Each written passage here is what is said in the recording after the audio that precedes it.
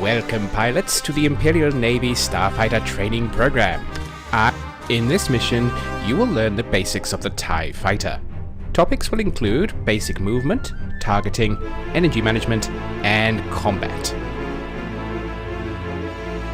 The TIE Fighter has two short-range, rapid-firing laser cannons that lacks shields and also has a fragile hull.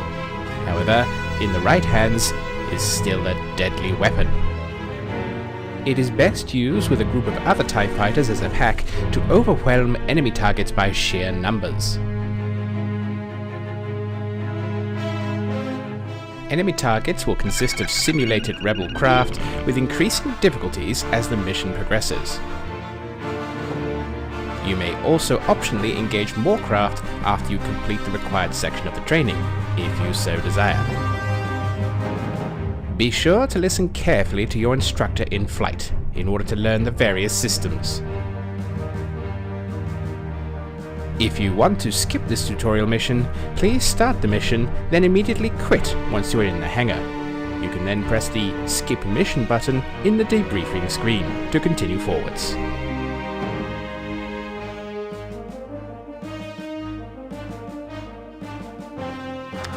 Welcome pilots to the Imperial Navy Starfighter Training Program. I am Flight Officer Gart Tremlaw and I will be your instructor. Today, you will learn the basics of how to pilot a TIE Starfighter, the basics of energy management, and learn to engage enemy craft in an increasingly challenging series of targets. These skills are essential in performing your duties to serve and defend the interests of the Empire. You will begin by engaging several static targets. As the mission progresses, you will then engage a set of moving targets before finally engaging a set of actively hostile targets. This will help acclimate you to the basics of maneuvering your fighter whilst engaging enemy craft. Pay constant attention to your threat indicator array. It is part of your targeting reticule and will light up when an enemy is aiming a weapon at you. Avoid direct head-on engagements if possible. That said, if you can get off the first few shots before the enemy does, you can often force them to break off first. This requires precision targeting skills on your part. You will fly the TIE Fighter designated Alpha 1. It is the standard backbone starfighter of the Imperial Navy. Armament consists of two short-range, rapid-firing laser cannons. It has no shields or hyperdrive, but relies instead on speed and agility to avoid enemy fire. That's where your skill as a pilot comes in. Enemy opposition will be in the form of various rebel craft in controlled circumstances. Pay close attention to the instructions in flight. If you are otherwise wishing to skip this segment of the training, please start the mission, then immediately quit once you are in the hangar. You can then press the Skip Mission button in the debriefing screen to continue forwards. You will not suffer any penalty for doing so during training missions.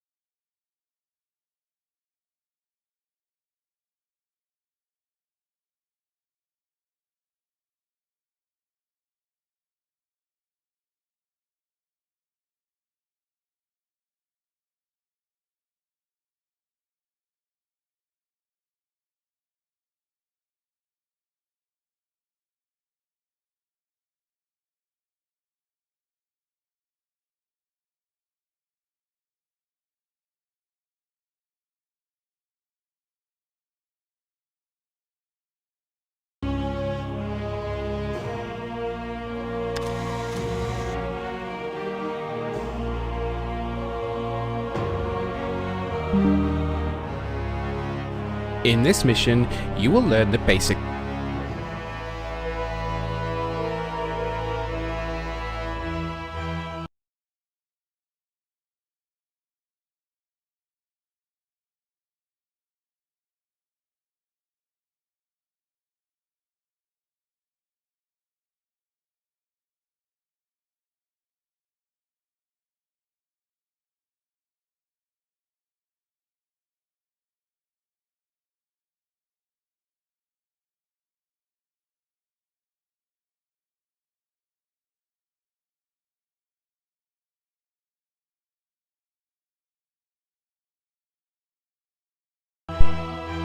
In this Welcome, pilots, to the Imperial Navy Star.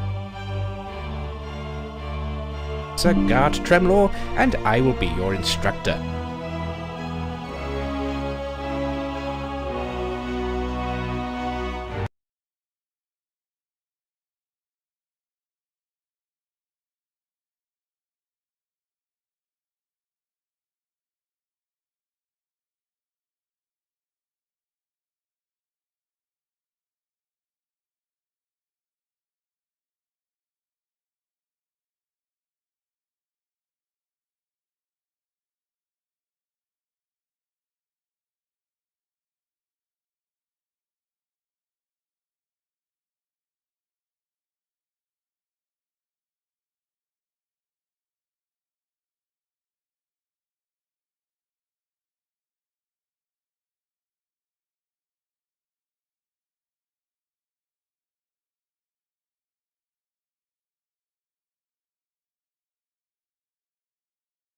Of how to pilot a TIE starfighter, the basics of energy management, and learn to engage enemy craft.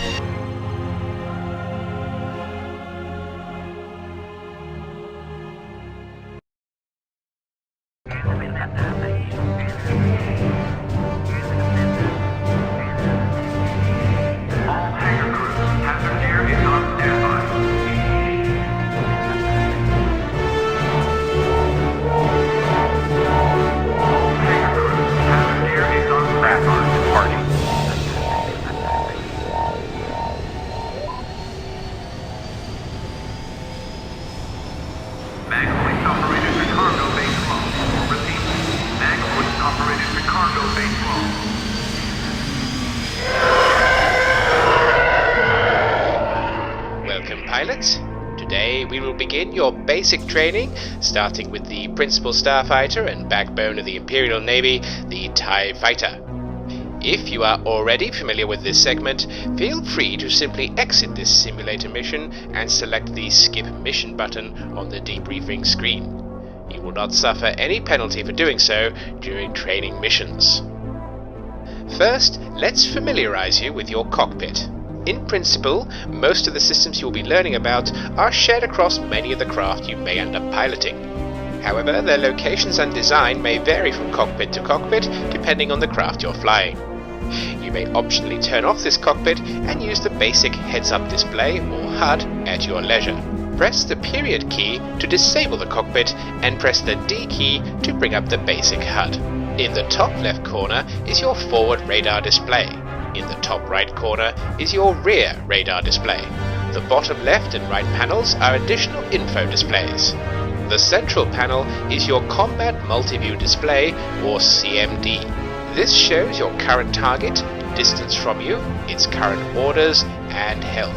The remaining displays show your current health, mission timer, warhead capacity, and countermeasure count. Finally, there are the energy bars, which show just how much energy is directed to your systems. We will look at each cockpit function in detail later, as needed. For now, let's get on with the actual flying part of this exercise. If you haven't already, bring your ship up to speed and start flying around to get a feel for the craft.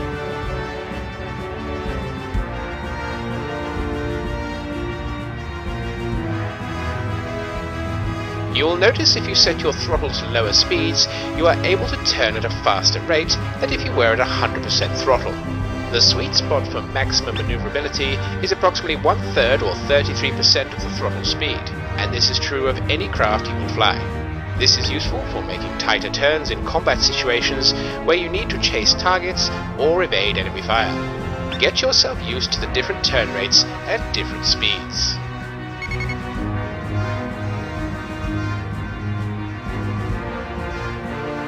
Let's now turn to the weapon system, which of course means we're going to need something to shoot at. 3 rebel craft have just jumped in and are now stationary. In order to target the nearest enemy fighter, press the R key. You can also cycle through all targets, enemy or otherwise, by pressing the T or Y keys. Now proceed to fly up to the enemy fighters and destroy them. The targeting reticule will turn green to indicate when you are in range and have a good shot. The TIE fighter has rapid firing lasers which discharge your laser energy very quickly, so we'll need to increase the recharge rate of your laser system. Pressing the F9 key allows you to adjust this system, so press this now to set your laser recharge rate to 3 pips and begin gaining some energy back. This will, however, lower your engine speed by a small percentage. Continue attacking the rebel craft. You will notice that some take more hits than others to kill. Starfighter craft have different abilities depending on their role. Bombers, for example, have strong shields and armor, as well as very powerful weapons, but are otherwise very slow and rather easy to kill.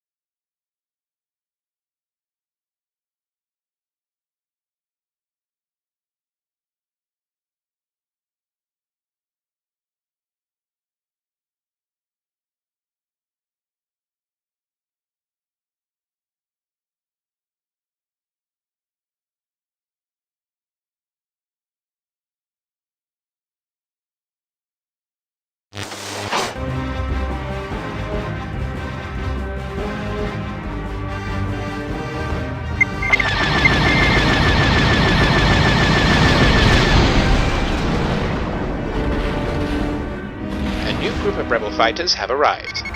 These crafts will be following a set path and waypoints, but will start to take evasive action when fired upon enough times. Bring your ship up to speed and destroy the moving targets. Excellent. You've destroyed the static targets. Let's try some moving targets.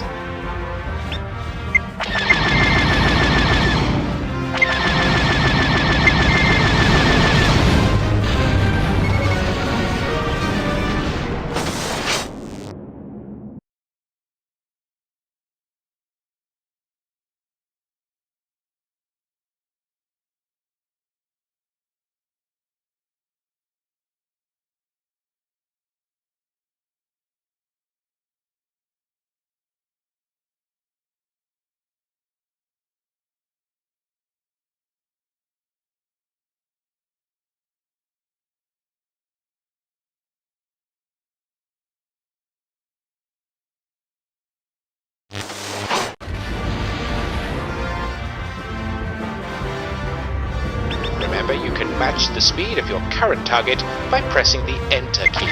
Also link your laser fire together by pressing the X key.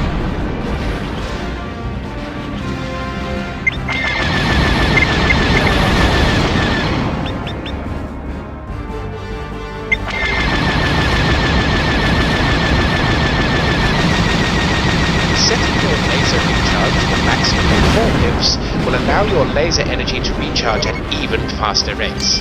Conversely, setting to 0 or just 1 pip will gradually discharge laser energy without firing. Remember that the more energy you put into your lasers, the less speed you'll have for engines, but this of course means you are slower and more vulnerable. However, you can also get extra engine speed by redirecting all power away from charging lasers. This principle applies to all craft that can be flying.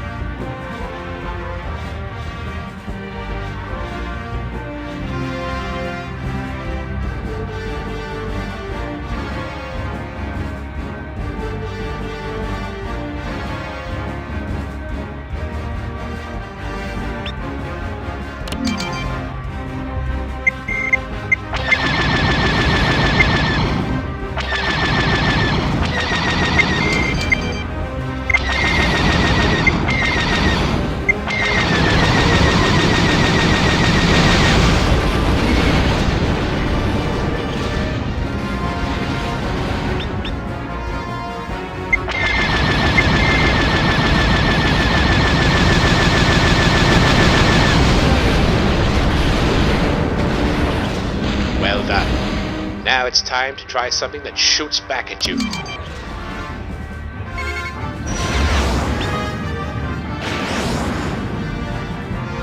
Another group of rebels are jumping in. This time they will actively engage you. Press R to target the nearest enemy, or you can press E to target the nearest craft attacking you directly and engage. When the enemy craft are close powers, they will open fire upon you, causing your threat indicator array above your targeting reticule to light up with a green bar on the left-hand side. This specifically indicates that a starfighter is attacking you. Oh dear, you're dead. But luckily this is just a simulator, so you will simply be popped back into a new craft. This allows you to continue the mission and to learn from your mistakes. In the real world though, you will have no such protections, and losing your craft will mean an instant failure to the mission, or worse, death. Situational awareness is key in combat. Always check your targets, and keep pressing the E key every now and then to see if you have any direct threats to yourself. With a craft as fragile as the TIE Fighter, it only takes a moment's distraction or lack of awareness before you're very quickly killed from a shot you didn't expect.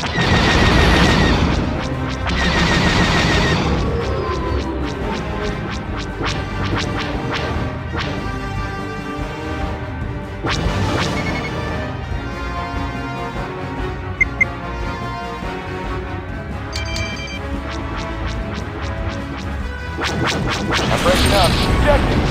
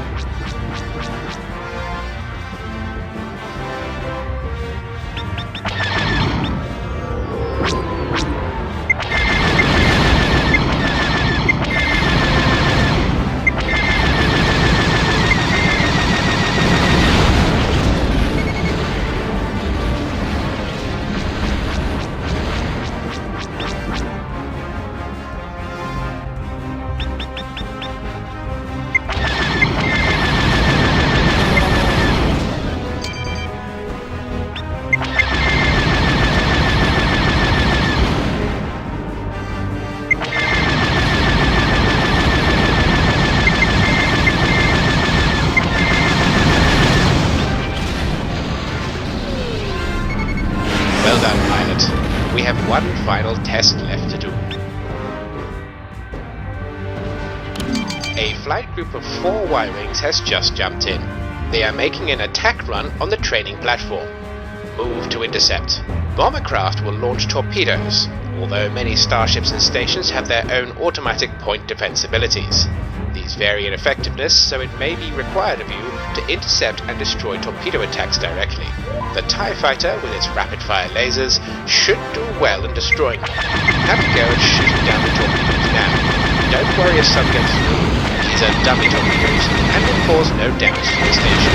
Warheads are represented on the radar as flashing yellow-red dots. You can press the I key to sight through any active warheads on the field. You can try to break up the bomber formation directly by laying down suppressing fire on them. This by time becomes a serious risk. Enemy bomber craft can sometimes break off their attack and start directly targeting you unexpectedly. Remember to keep pressing the key to target the enemies attacking you when engaging formations of bombers to keep track of any unexpected threats. It's very easy to get blindsided without realizing it.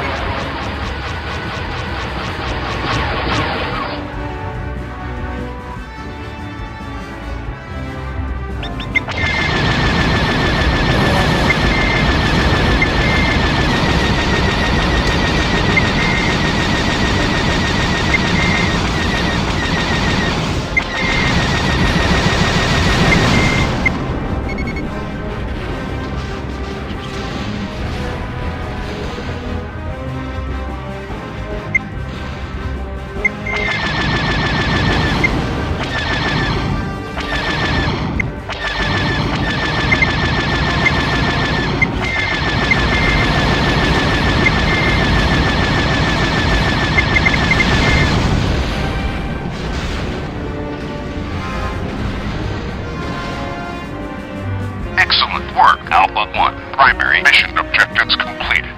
Well done. You have now completed this basic training for the TIE Fighter. You may exit the simulator now, or stay and engage some additional targets with increasing difficulty.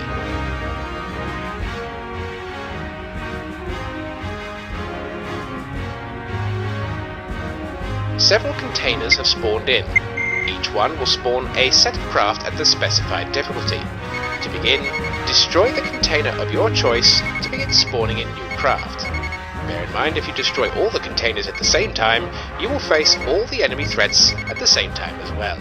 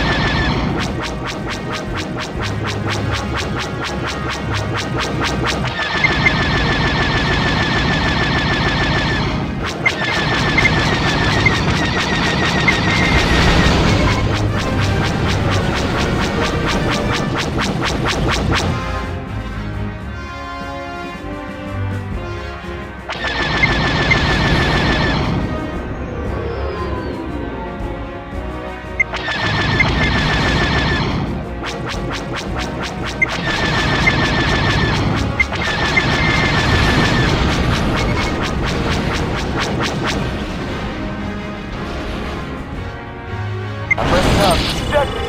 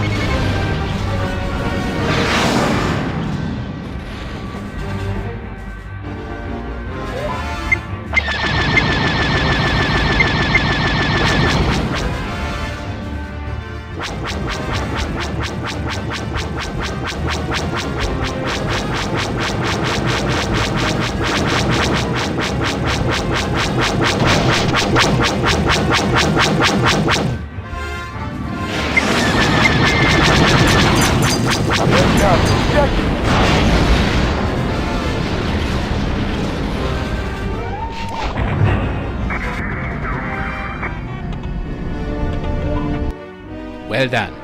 You learned quickly and have clearly shown you are capable of engaging enemy craft in combat. An overview of this tutorial has also been sent to your email system, which you can view at the terminal in your personal quarters.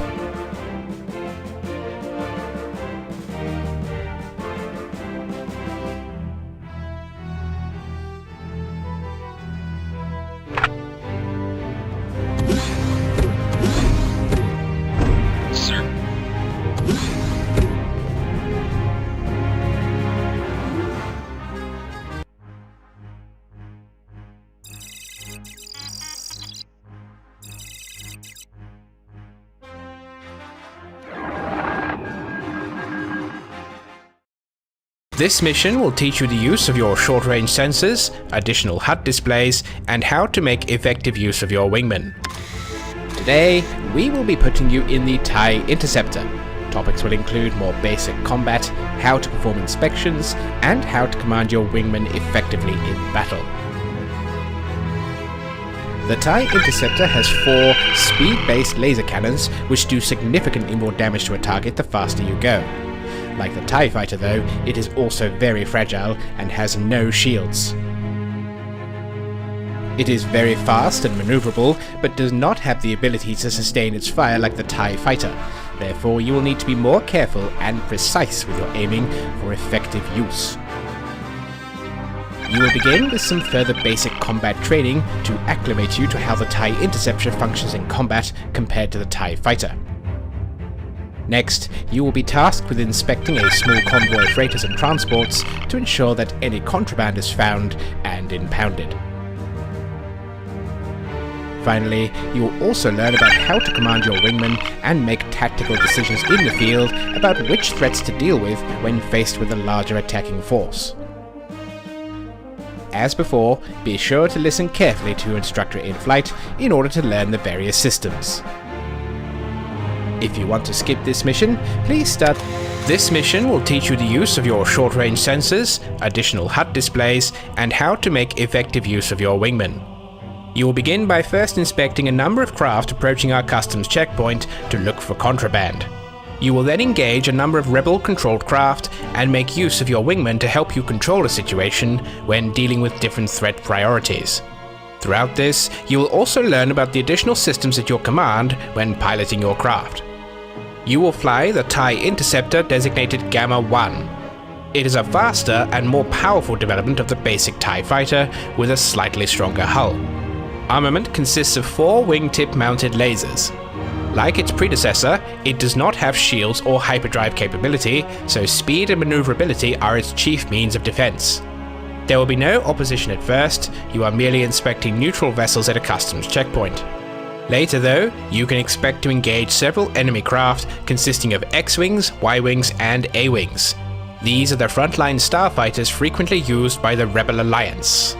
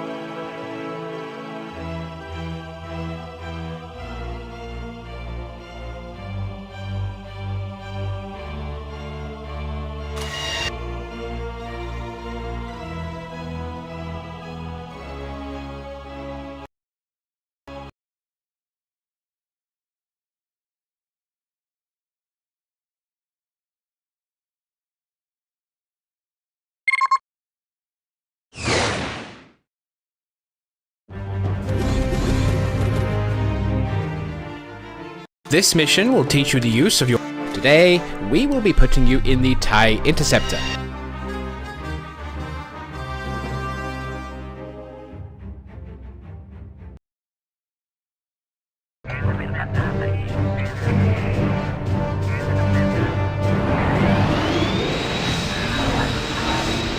Attention mechanics.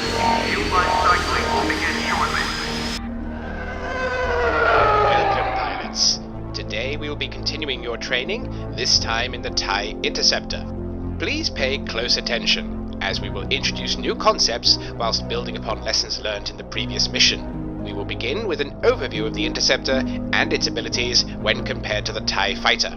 If you are already familiar with these mechanics, feel free to exit the simulator now and select the Skip Mission button on the debriefing screen. The Interceptor is a much faster, much more maneuverable version of the TIE Fighter that boasts quad laser cannons, which are significantly more powerful in comparison. You can transfer energy between lasers and engines with much lower losses, enabling higher speed even with high recharge rates. The Interceptor excels at high-speed firing passes using precision fire, and carries a massive bonus to damage at speed. You can switch your laser's firing mode by pressing the X key twice. The first press will place them in dual fire mode, which you will remember from the TIE Fighter. The second press will link them so all 4 lasers fire at once. Quad-linked mode is capable of delivering devastating hits, as long as your shot is properly aimed. A single quad shot at high speed will easily destroy an A-Wing or Z-95, severely damage an X-Wing, and get you the undivided attention of a Y-Wing. However, the rate of fire and rate of recharge are correspondingly lower, so you must try to make every shot count. Let's practice this now. 2 transports have just jumped in and are stationary. Destroy them at different throttle settings to feel the impact of your speed versus your firepower. Whilst this effect is much more pronounced in the Interceptor than the Fighter, the Interceptor at its slowest still delivers significantly more firepower than the Fighter at its fastest.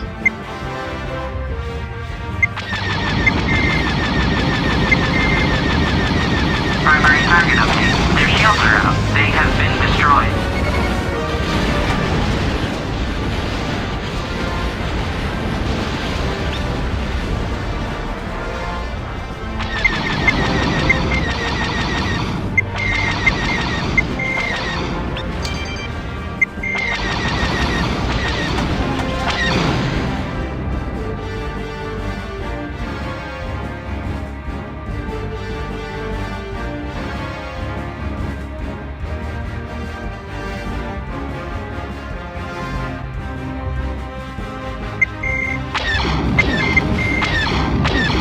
Primary target update. Their shields are out. They have been destroyed. Well done. Your transports are destroyed. As before, let's try some moving targets. 2 more transports have just jumped in and are moving through a series of waypoints. Move to intercept and destroy them. The more powerful engines on the TIE Interceptor accelerated to top speed very quickly, but are slow to decelerate, taking longer to match speed. Since your higher speeds directly translate to significantly higher damage, deliberately overshooting your target and coming around for a second pass is frequently much more effective than sacrificing your speed advantage to slow down and stay on your tail. This also gives your lasers an extra moment to recharge. Primary target update. Their shields are out. They have been destroyed. Report on primary target. Their shields are out. Report on primary target. They have been destroyed. Good work. The second batch of transports are destroyed. Time for some hostile targets. 2 A-Wings have jumped in at long range and are moving to intercept. Let's try a head-to-head engagement. Switch your weapons to quad fire by pressing the X button twice, then destroy one or both craft before they can fire at you first. A single quad shot should be enough to dispatch a single A-Wing, if you land your hit, that is. Different craft have different laser and ion weapon ranges. In principle, fighters have short to medium engagement ranges of 1 to 2 kilometers, whilst bombers or other heavier craft have engagement ranges of 2 to 3 kilometers. When your reticule lights up green on a target, it means you are within range and have a good shot.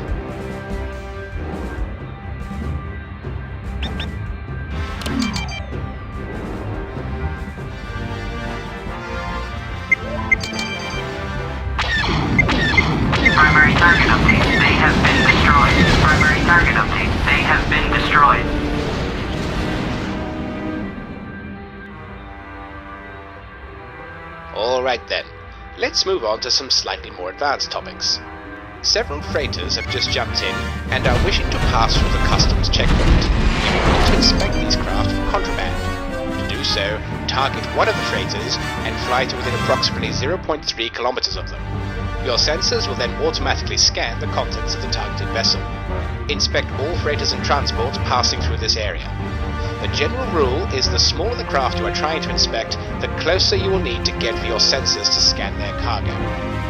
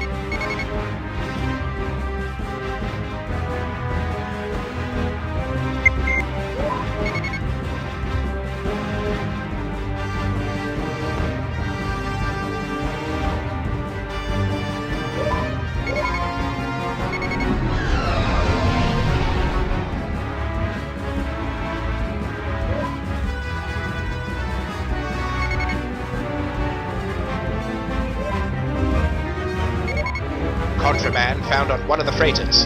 We have dispatched an assault transport to disable and board this craft. You may assist the transport in bringing down its shields.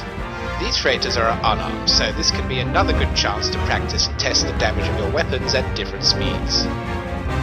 While we wait for the transport, let us go over some of the more advanced features of your cockpit displays. In the bottom left and right corners are the information displays, which by default shows the in-flight message log on the left-hand side and your primary mission objectives on the right-hand side. However, you do have several additional screens you can shift to.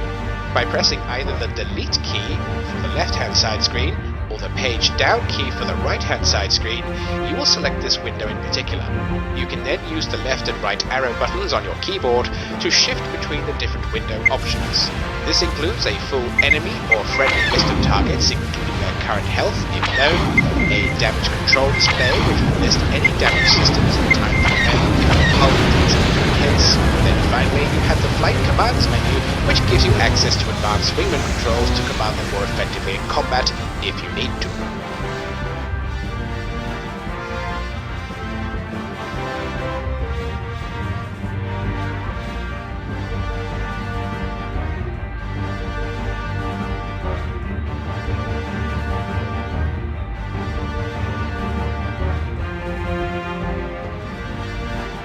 Speaking of wingmen, why don't we start with some basic wingman commands? TIE Interceptors Alpha 2 and Alpha 3 have just launched and are joining up with you. These two craft are now your wingmen and will obey your commands if you give them specific instructions. Let's try this out now. Several rebel craft have entered the area. 4 Y-Wings are making an attack run on the customs platform, whilst the X-Wings are breaking off to engage you and your wingmen. You must now decide to prioritize threats accordingly. Do you engage the fighters first, or help defend the platform from a torpedo attack? Let's send our wingmen out to deal with one of these two threats. Target an enemy craft of your choice, and press Shift A to order your wingmen to attack this target. You should get an acknowledgement, and they will proceed. You can then engage a target of your choice, whilst they deal with the other threat. Destroy the incoming rebel craft. This is 3, using your target for attack.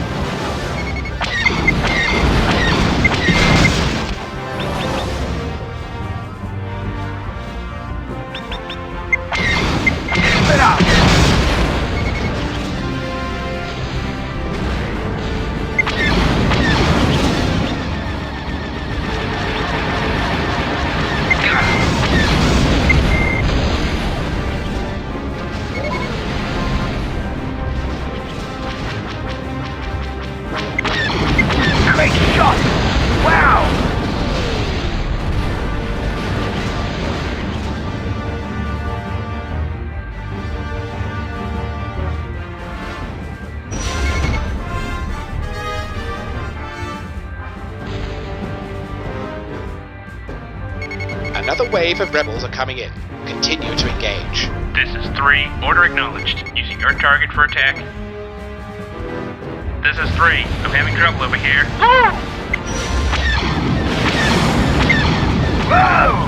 There are several other quick shortcut commands for your wingmen that would be useful for you to memorize.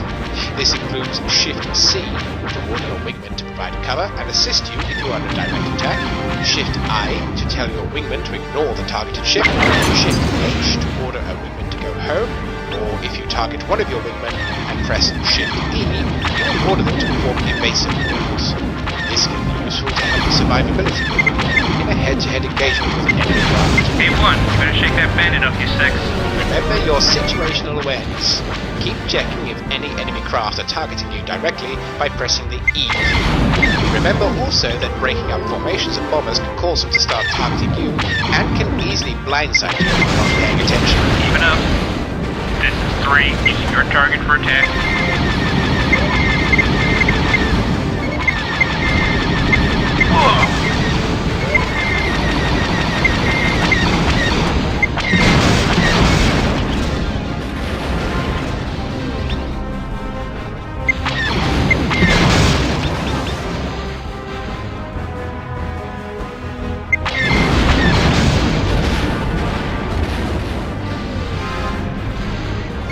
Superb work, Gambit 1. Primary mission objectives completed.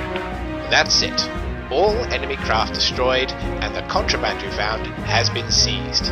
Well done. You may now exit the simulator, or continue the mission for additional experience in combat with the TIE Interceptor and practicing wingman commands.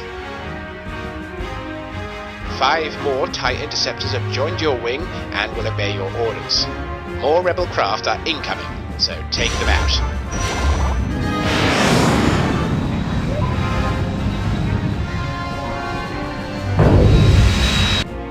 Excellent. You have demonstrated the ability to inspect unknown craft to determine the contents of their cargo bays, and learned how to use your wingmen in combat. Next up, we will look at the TIE bomber and learn how to make bombing runs on enemy starships and installations.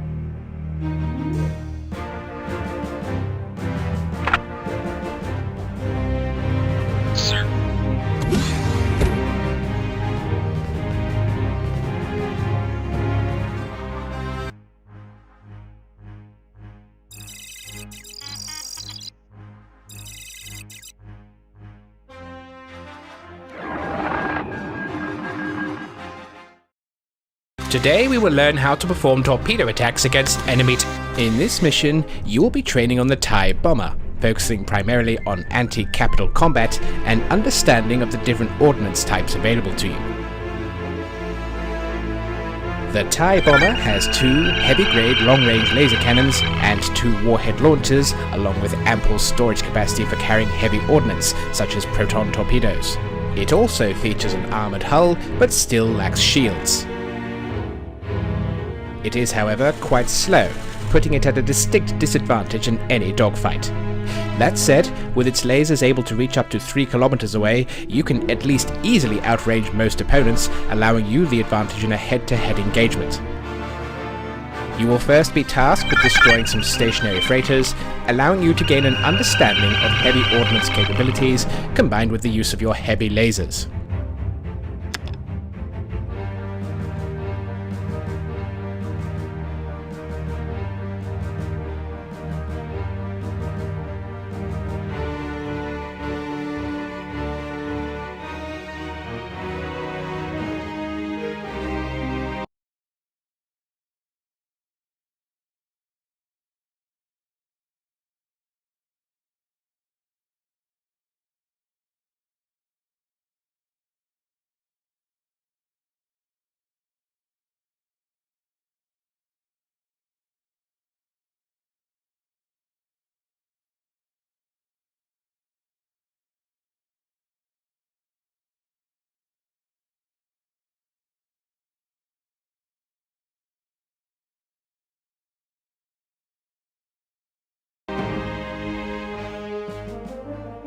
Next, you will be taught the basics of capital ship combat when trying to destroy a convoy escorted by a hostile corvette.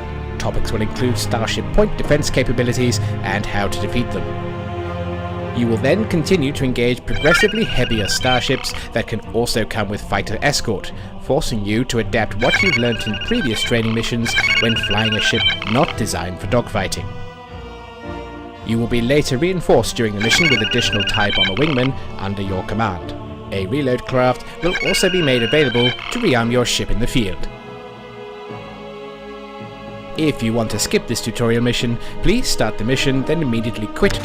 Today we will learn how to perform torpedo attacks against enemy targets.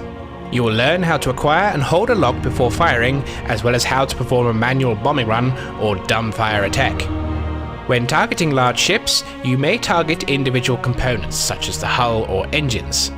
This allows you to surgically remove the enemy ship's armament by targeting the individual lasers or destroying their shield generators. You will fly the TIE bomber designated Beta 1. It is a special heavy version of the basic TIE starfighter. Armament consists of twin warhead launchers and 2 wing panel mounted lasers.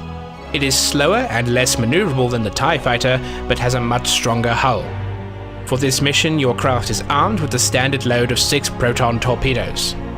Proton torpedoes are self-propelled warheads with a tracking and homing system. You may acquire a lock as far as 6 kilometers away from your target. This allows you to stay well outside the range of enemy guns. There will be no opposition at first, but eventually you will engage hostile and heavily armed starships. When you run out of torpedoes, you will want to get reloaded. Transport Omicron will leave the hangar when you've launched all your torpedoes. You may request that the transport board you to resupply your warhead load. To request a reload, target the transport and press Shift B. Alternatively, you can dock with the platform by re-entering the hangar and rearming your craft via the display menu in the in-flight HUD.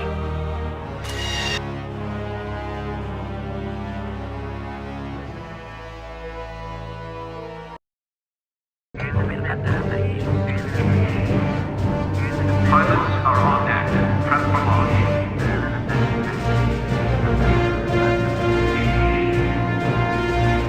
Droid recharge station is now available.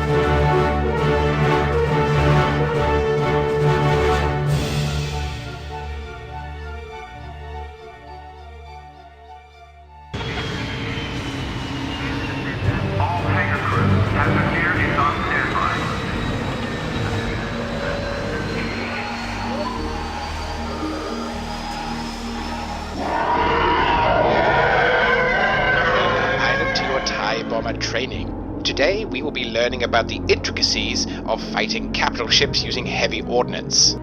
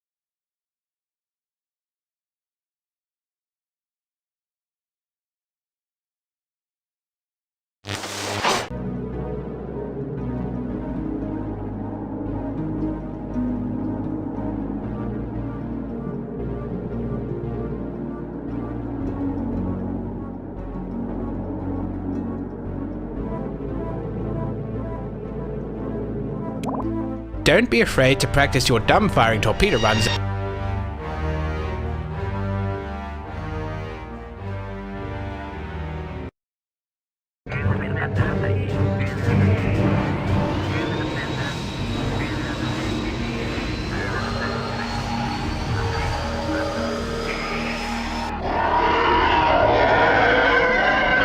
Pilot to your TIE bomber training. Today we will be learning about the intricacies of fighting capital ships using heavy ordnance.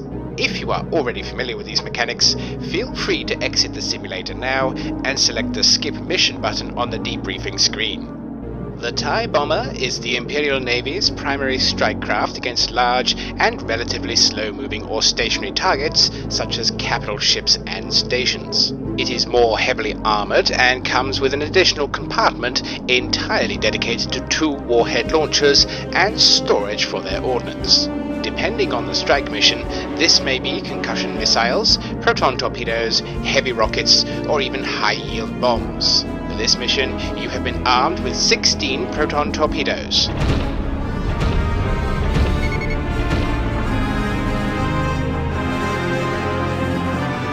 Several stationary freighters have entered the area, so use your torpedoes to destroy them. Press the W key to select your warhead system and target one of the freighters. You will hear a beeping sound, and your reticule will slowly change color until you hear a solid tone and a red indicator to indicate that you have a solid lock on your target. You may then fire your torpedoes. Bear in mind your typical maximum warhead lock range for freighters, capital ships and stations is 6 kilometers, whilst fighters can only be locked at 2.5 kilometer range.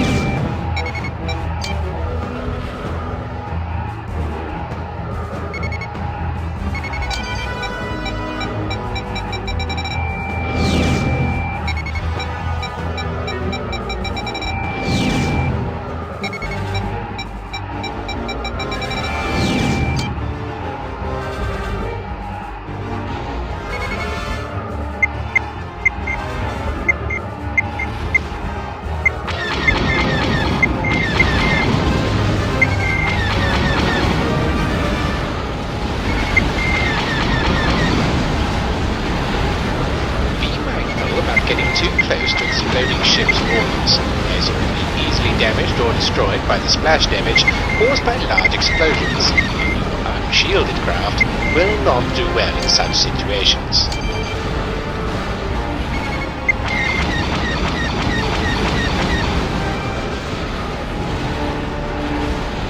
Well done.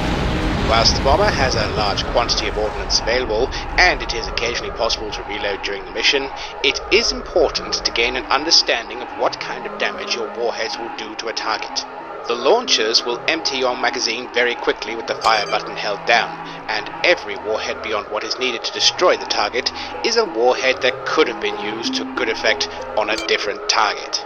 Finishing off heavily damaged targets with your lasers is an excellent way to conserve your resources and deal greater overall damage. This also gives you a good opportunity to see just how hard they can hit. Let's give it a try now. Several more freighters have arrived. Destroy them as you did previously, but instead try using your lasers to save on ordnance.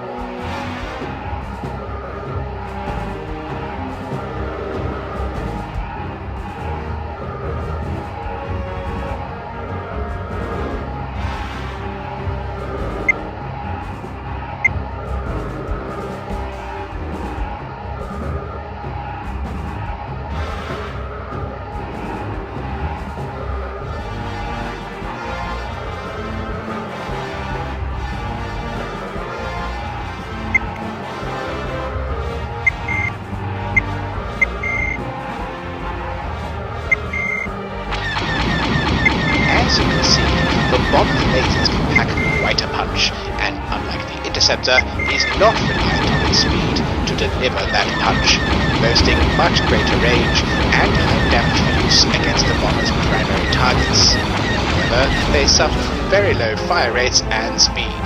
All this adds up to a heavy weapons platform that has the downside of being noticeably slow and unwieldy to fly in combat, and thus, while some pilots may look down on the TIE bomber as less exciting to fly, those same pilots are nevertheless relieved to see a squadron of these sturdy craft dispatched to eliminate the capital ships that a squadron of fighters or interceptors can only harass. It can be carefully used for dogfighting older pirate and rebel craft.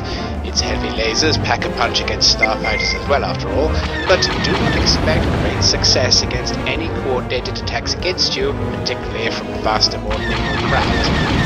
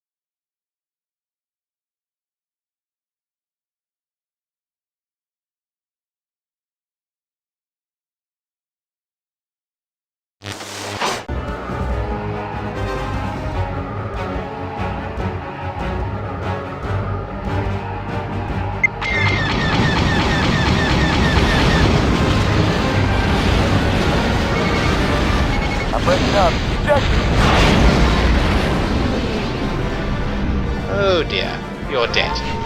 Luckily, this is just a simulator, so you will simply be popped back into a new craft. This allows you to continue the mission and to learn from your mistakes. In the real world, though, you will have no such protections, and losing your craft will mean an instant failure to the mission, or worse, death.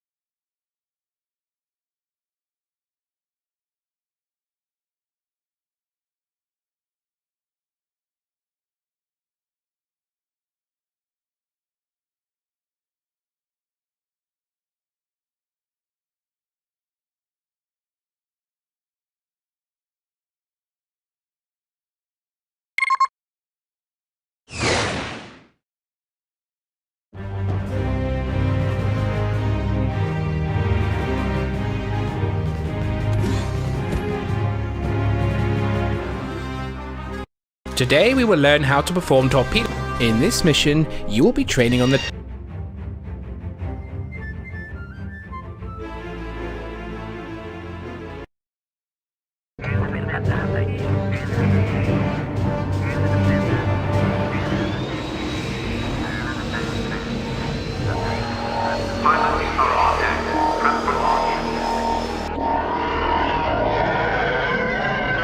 pilot to your TIE bomber training. Today we will be learning about the intricacies of fighting capital ships using heavy.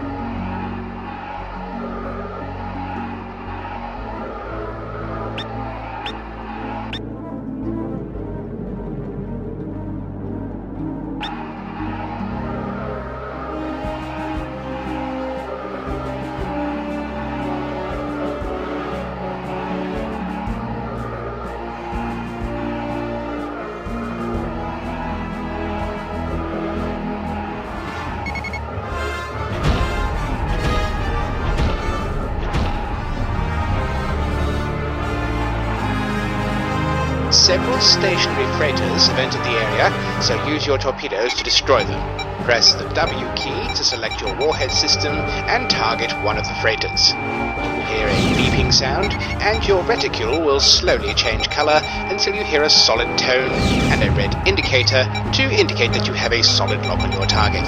You may then fire your torpedoes. Bear in mind, your typical maximum warhead lock range for freighters, capital ships and stations is 6 kilometers, whilst fighters can only be locked at 2.5 kilometer range.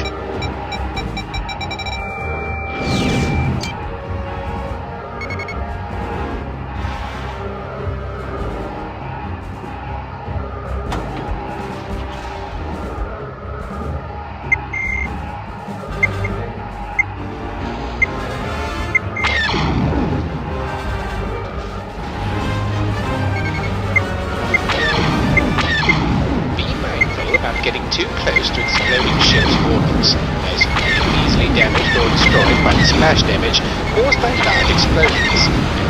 Unshielded craft will not do well in such situations. Well done.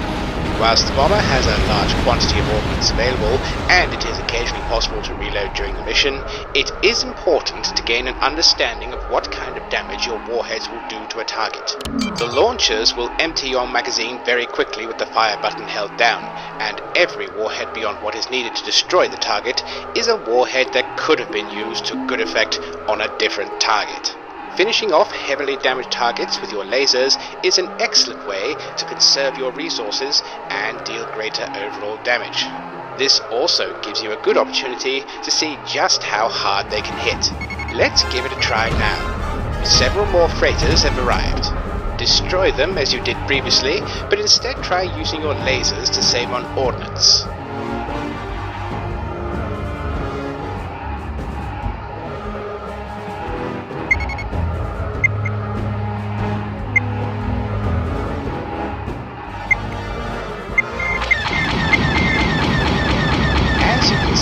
The bomber's lasers can pack quite a punch, and unlike the interceptor, is not reliant on its speed to deliver that punch, boasting much greater range and high damage for use against the bomber's primary targets. However, they suffer from very low fire rates and speed. All this adds up to a heavy weapons platform that has the downside of being noticeably slow and unwieldy to fly in combat, and thus, while some pilots may look down on the TIE bomber as exciting to fly, those same pilots are nevertheless relieved to see a squadron of these sturdy craft dispatched to eliminate the capital ships that a squadron of fighters or interceptors can only harass. It can be carefully used for dogfighting older pirate and rebel craft.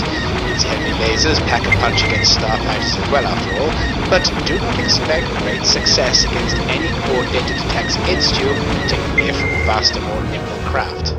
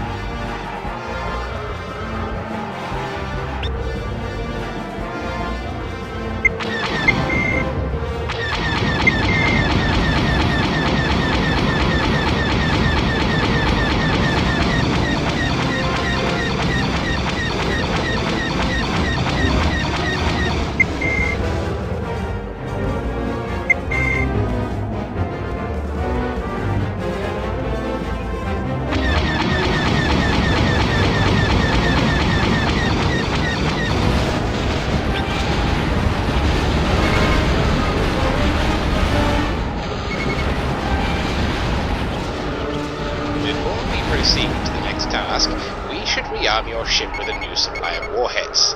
You can do this via two methods. The first is via a boarding craft. Target Transporter Maker 1 and press Shift B to order the craft to board your ship. Be sure to come to a full stop to allow the craft to dock with you. After a few seconds, you will slowly be reloaded. Boarding craft are mission dependent and may not always be available for use. The second, more reliable method is rearming via your mothership.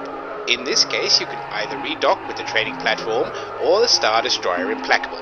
Once docked, you can go to the warhead selection and rearm from there, or even choose a different type of ordnance. You will notice when choosing your warhead that there is a bracketed number next to each entry. This indicates the remaining available ammo in the hangar for this warhead type. While many situations will give you the opportunity to redock with your assigned base or mothership to rearm and repair, there may be some cases where you will still have to decide what you want to arm beforehand, as there will be no further opportunity to change or rearm in the field. By default, the best choice for the mission will always be assigned to you. When you have rearmed your ship and are ready to continue, head to the nav buoy designated Next Test to begin the next phase of this training. This is 1. Order acknowledged.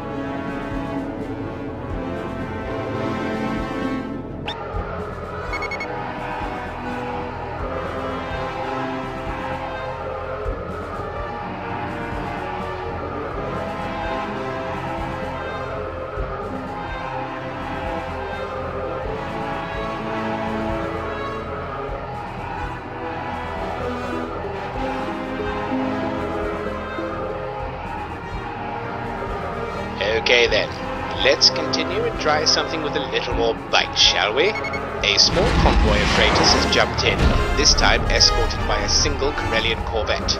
Destroy both the convoy and the corvette.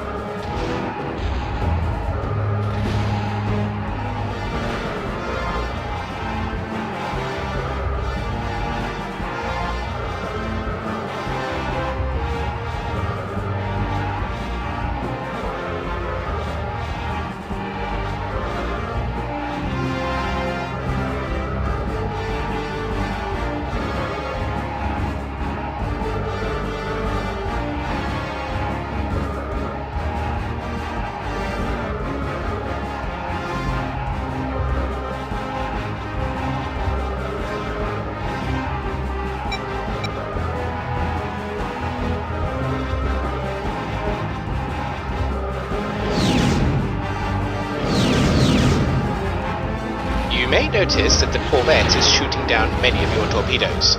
Starships and stations will automatically attempt to shoot down any incoming ordnance directed at them or ships under their protection. How effective they are at this will depend on the craft. However, ships like corvettes and light frigates have superior point defense capabilities than larger starships, making them excellent for escort and screening duties in larger fleets. To get around this, you must either saturate the target with overwhelming waves of torpedoes along with other bombers, or use the dummy fire method.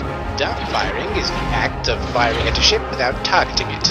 Another thing to remember is that as long as you have a larger ship targeted in your CMD, it will attempt to defend itself from any ordnance fired against it, regardless if you acquired a lock on it or not before firing.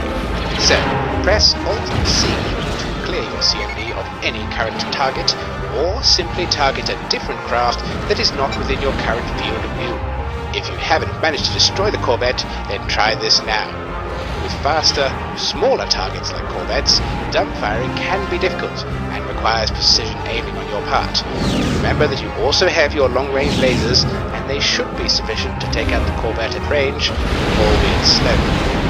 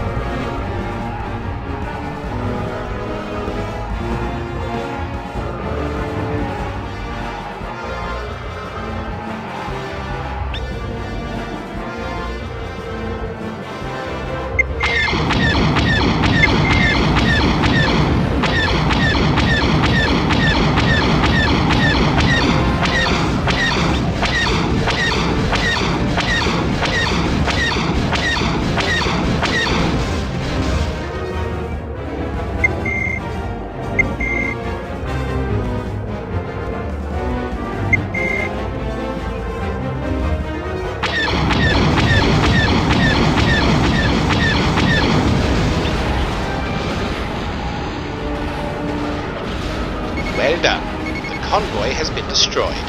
You will now have a quick opportunity to practice some dogfighting in the TIE Bomber using your skills from previous training exercises. 3 Z-95s have jumped in at different positions and are moving to engage you. Destroy them. Remember, the bomber's lasers outrange those of most other starfighters. Pressing E periodically to see who is targeting you may help you enter a head-to-head engagement where you can destroy your attacker before they are close enough to shoot you. Always attempt to engage more maneuverable fighters as far away as you can, as soon as your reticule turns green to indicate a good shot. Your lasers are much slower than those found on the fighter or interceptor, so this makes aiming harder when your lead time is greater. If you end up in a dogfight with enemy fighters, you will be at a distinct disadvantage in close quarters, so always try to take out the enemy at range.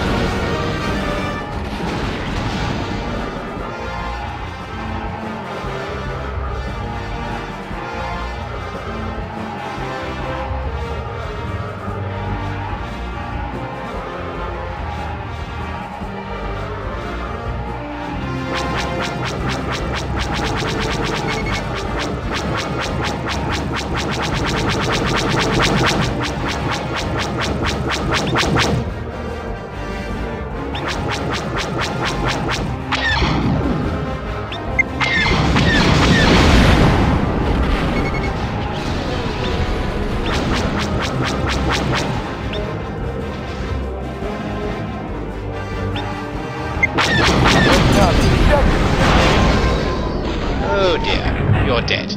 But luckily this is just a simulator, so you will simply be popped back into a new craft. This allows you to continue the mission and to learn from your mistakes. In the real world though, you will have no such protections, and losing your craft will mean an instant failure to the mission. Or worse, death.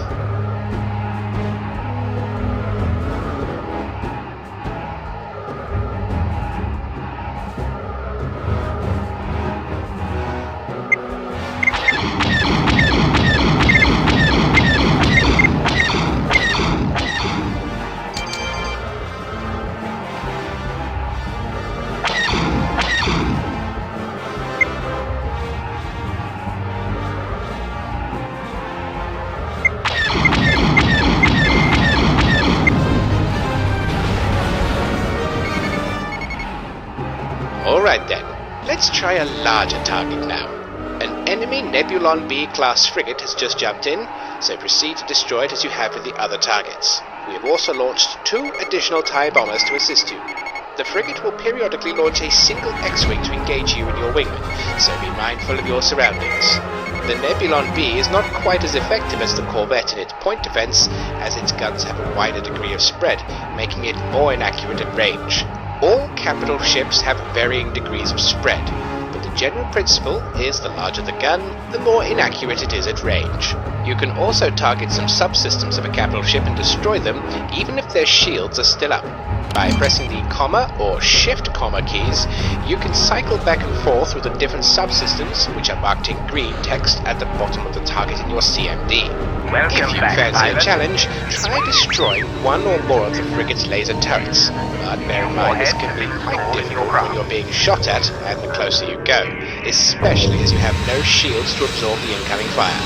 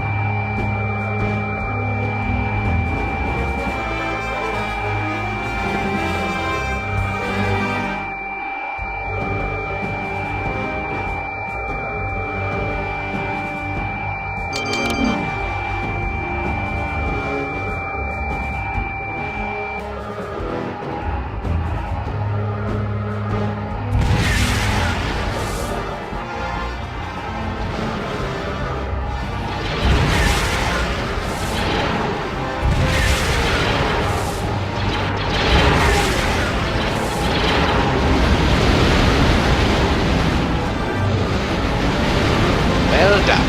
The frigate has been destroyed. Capital ships and stations, just like starfighters, will regenerate their shields. Due to the greater capacity of these shields versus the firepower of a starfighter, however, you will frequently find, for all but the smallest of capital ships, that even massed starfighter laser fire cannot deplete the shields faster than they can regenerate. This is why the Imperial Navy makes use of the TIE bomber in devastating squadrons, as you have just seen. When a larger craft's shields collapse, you will see a brief energy surge surround the ship, and their shield recharge will be halted for a limited period of time. This is the window of time to damage or destroy it. The larger the craft, the longer it will take before their shields begin to recharge. A Corellian corvette, such as you have previously destroyed, might begin recharging in 20 seconds, whereas a Star Destroyer might take as long as 2 minutes to bring their shields back online.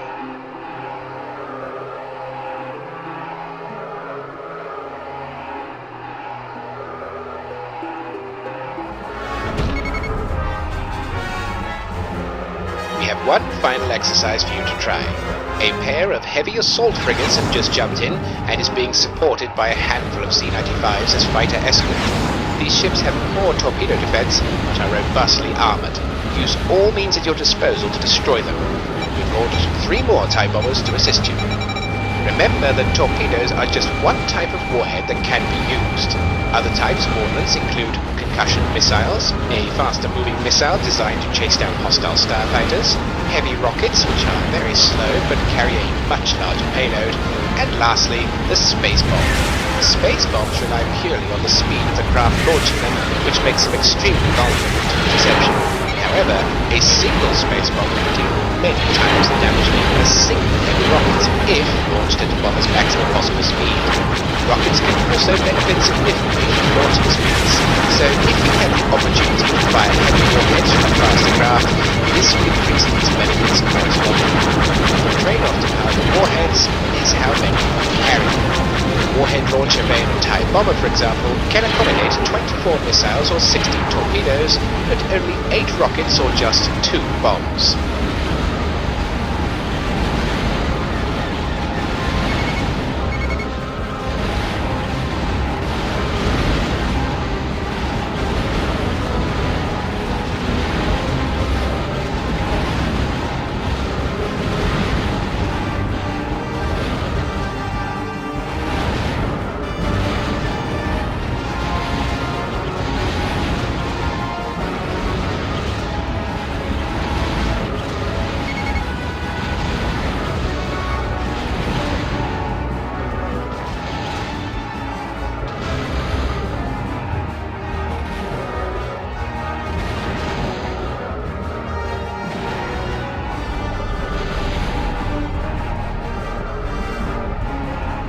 Our crews will attend to your craft immediately.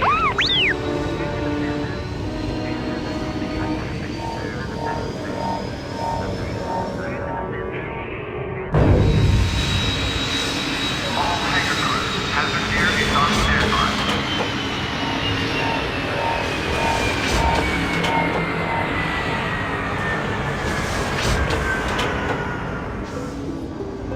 Warheads have been loaded. Attention. Can the owner of an unregistered BD droid please make themselves known to the comm tower?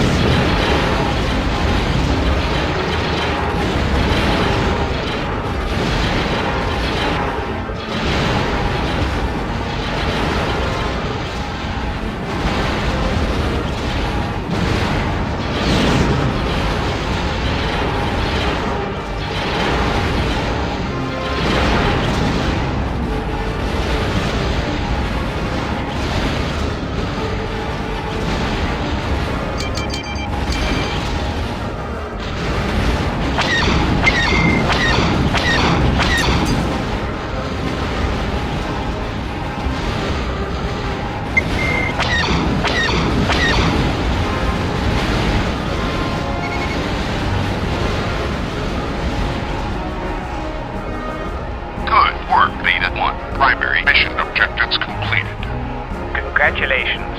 You've learned the basics of bombing runs. You may quit now or join an attack on a heavy cruiser. I'm ready now. Check.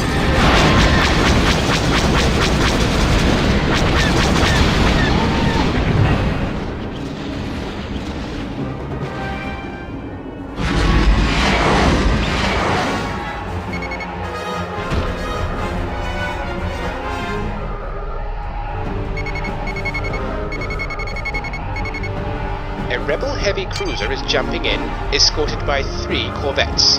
Destroy the enemy fleet. As before, you will face occasional starfighter attacks, so remember to remain aware of your surroundings. You will also no longer be able to rearm via your mothership, as this will end the mission, so your only recourse to rearm yourself will be via the boarding craft of Transport Omega-1. Different starships occupy certain roles within a fleet, and you will encounter a wide variety of different starships with their own strengths and weaknesses. In organized fleet combat, these roles complement each other. Observe as you engage this rebel fleet how their corvettes are in a screening formation in front of the cruiser, firing at nearby fighters and intercepting torpedoes.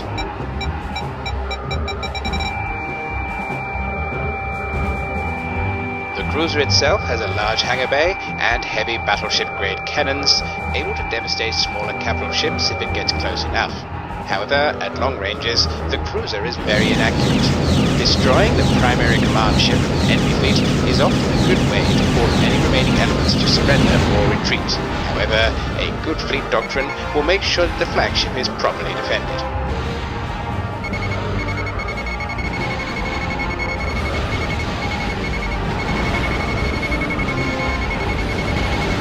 This is 1. Order acknowledged.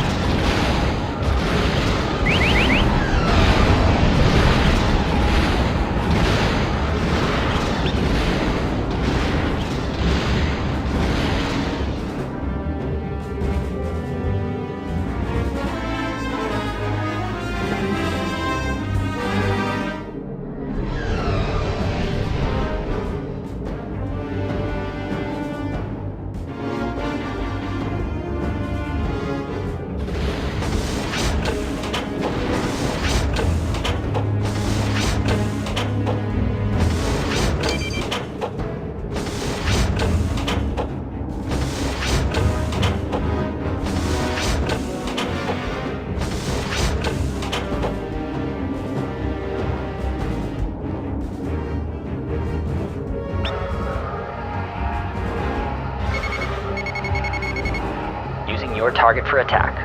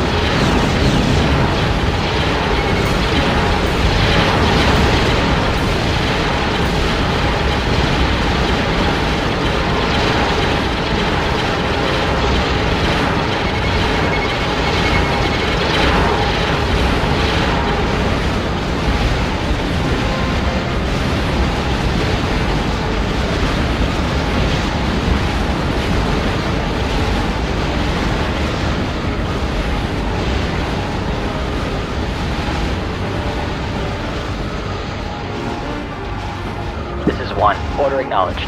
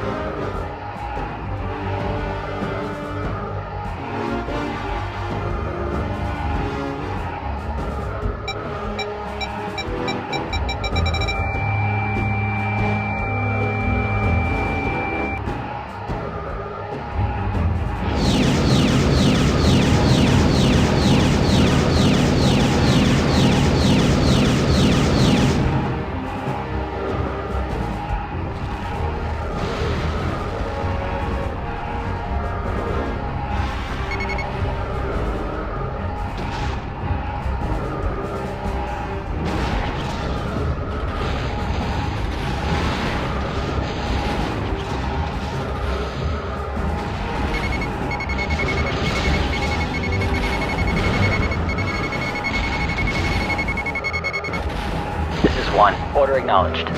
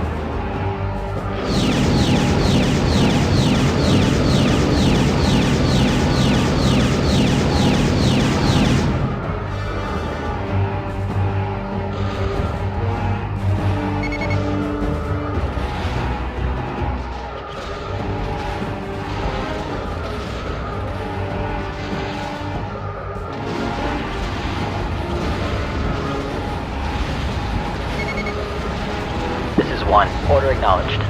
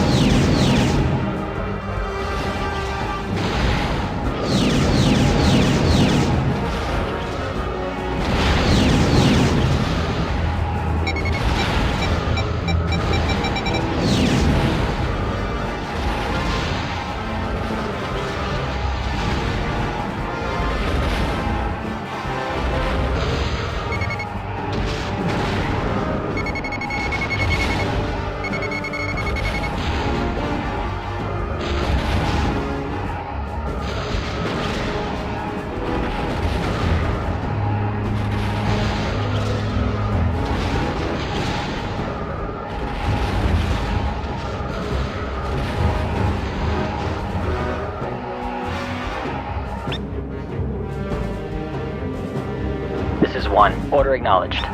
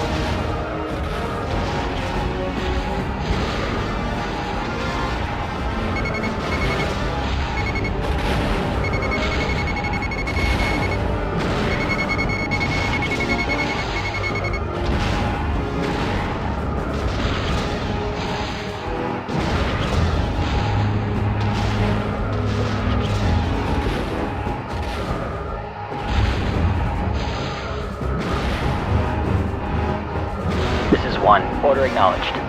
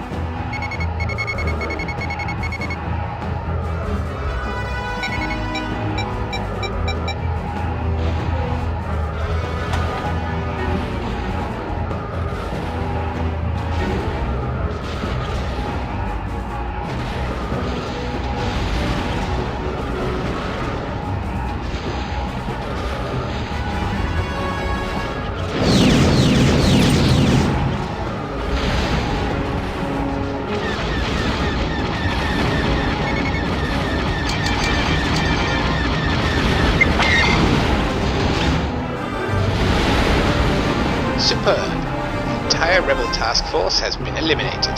There are no further objectives. Good work. The rebel cruiser has been destroyed. Any remaining rebel elements will now withdraw. Try to destroy as many as you can before they can flee.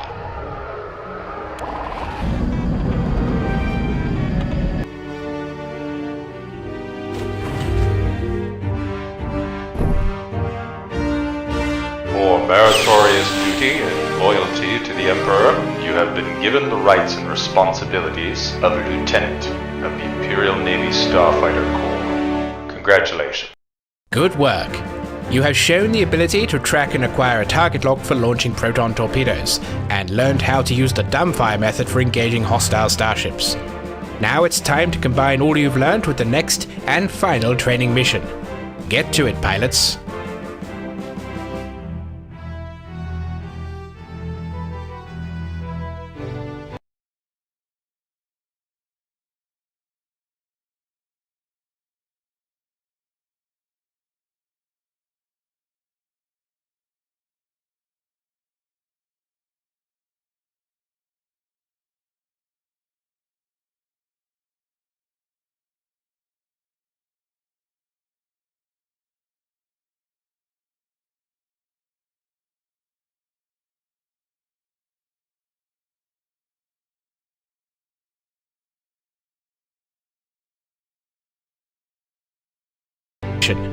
Get to it, pilots. Sir.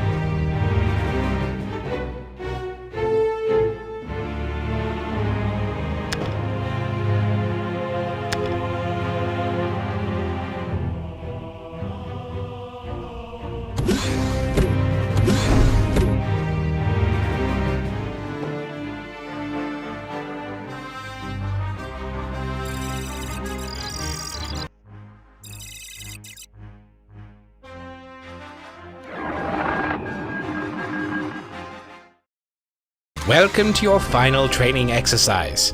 Today you will learn about in your final training mission, you will be flying the assault gunboat.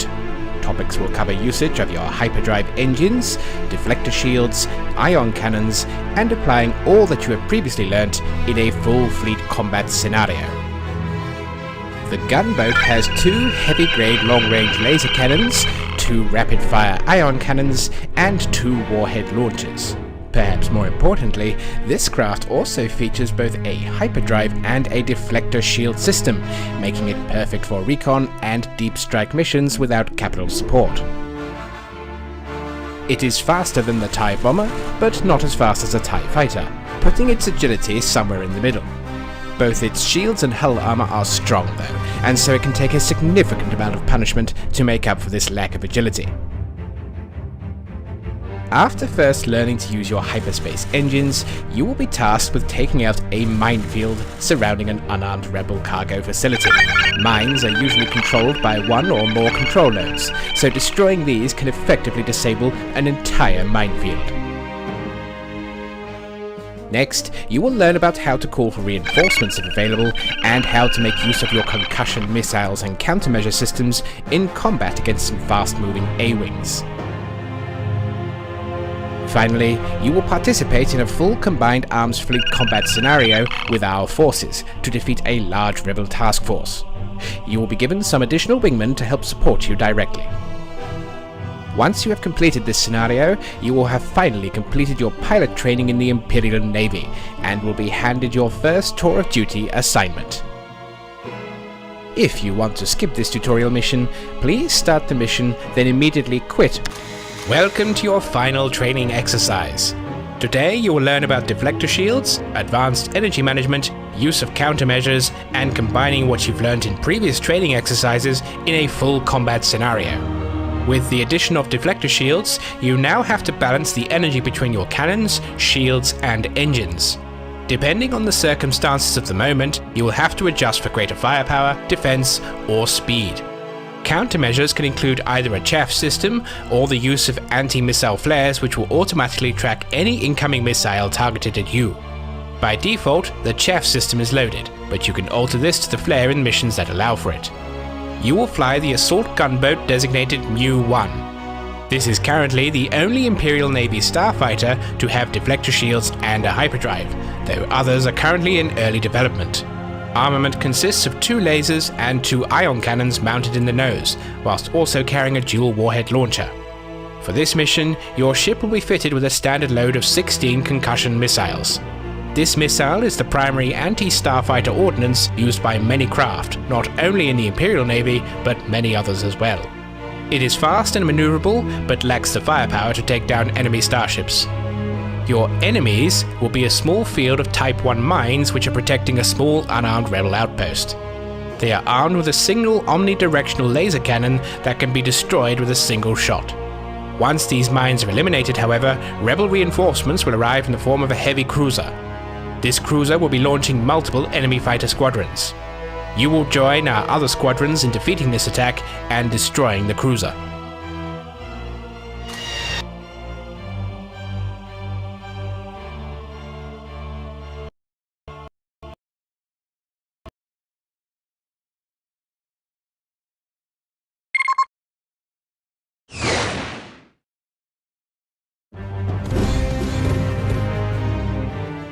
Welcome to your final training exercise. In your final training mission,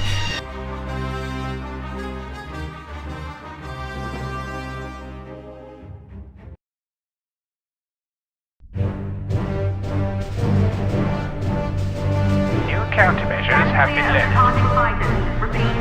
New warheads have been installed in your craft.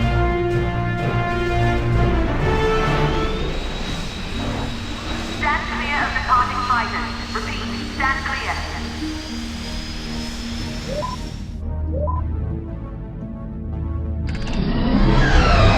Welcome to your final training mission, Mu-1. Today, we will be looking at the assault gunboat.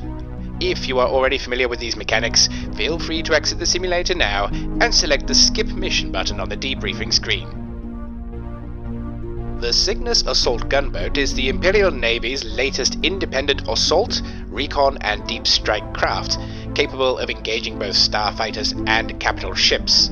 Heavily armed, armoured and shielded, it is typically fielded against numerically superior opposition, which it can handily defeat. Its lasers are the most powerful of all the fighters you have flown so far. The price we pay for this versatility is speed and maneuverability. The gunboat is a larger craft overall, and with normal energy distribution, faster than the bomber, but slower than a TIE fighter. Do not expect the razor-sharp handling of a TIE interceptor here. There are 3 key systems that are present in the gunboat. We will walk you through each of these in turn. First, the gunboat has a hyperdrive system, enabling independent flight operations without a mothership. This lets the Imperial Navy coordinate rapid response strike forces similar to those conducted by assorted terrorist and dissident groups. Navigation is done via hyperbuoys. Target it now by pressing the N key. These buoys are the method your ship and others use to hyperspace to a new location. To do so, approach the buoy to within 500 meters and press the space bar to initiate a hyperspace jump.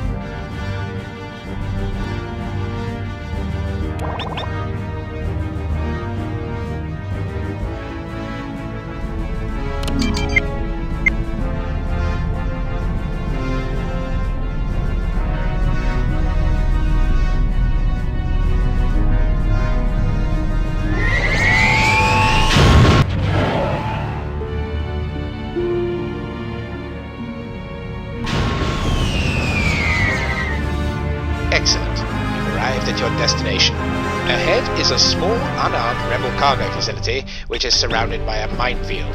You will need to deal with the mines first before we can send in a transport to capture the cargo facility. Move to engage the minefield. Whilst you approach, we will look at the second of the gunboat's key systems, your deflector shield system.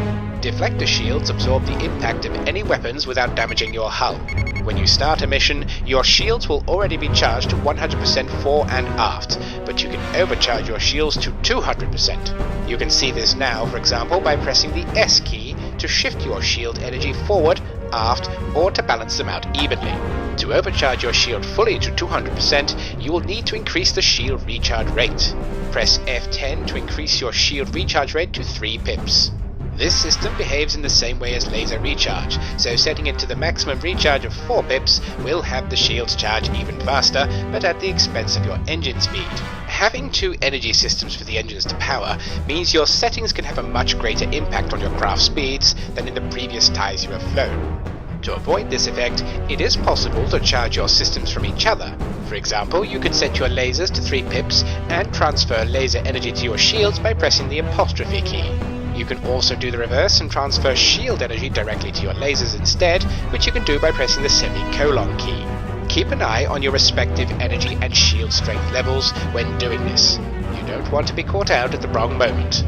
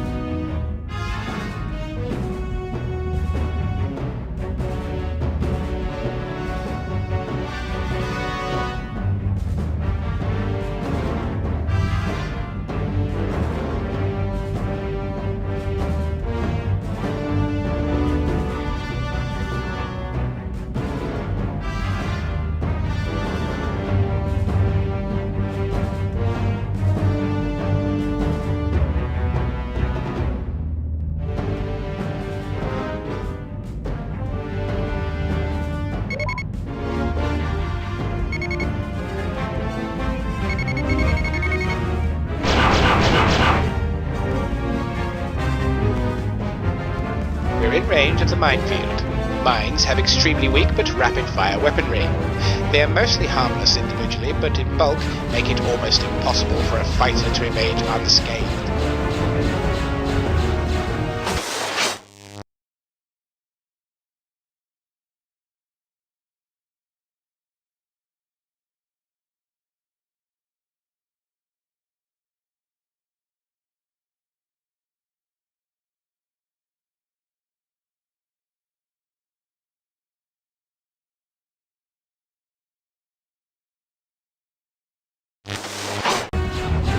Most minefields you may encounter will be controlled by a central satellite or relay. Thus, rather than taking out each individual mine, looking for this control node and destroying it may be a much quicker, more effective way to take out the mines. Try to find and eliminate this control node now. You may have to cycle through your current targets by pressing the T or Y keys. Well done. As you can see, by destroying the control node, the mines are no longer hostile. Let's call in some support to help board and capture the rebel facility. Let's do this now and call the reinforcements. Press Shift S to initiate the reinforcement request, and then the spacebar to confirm. Reinforcements can only be called for once, and are not always available depending on the mission parameters, but they can often provide you with some additional, much-needed backup in a tough situation if you are having difficulty. Report on primary target. Their shields are out. They have been destroyed.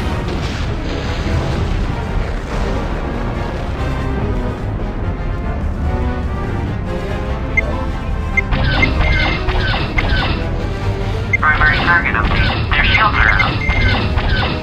Primary target update. They have been destroyed. Primary target update. Their shields are out. They have been destroyed.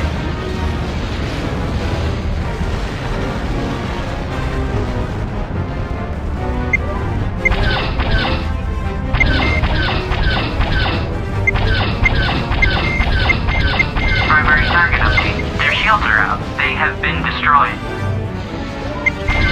Primary target update. Their shields are out. They have been destroyed. shields are out. They have been destroyed. Primary target update. Their shields are out. They have been destroyed.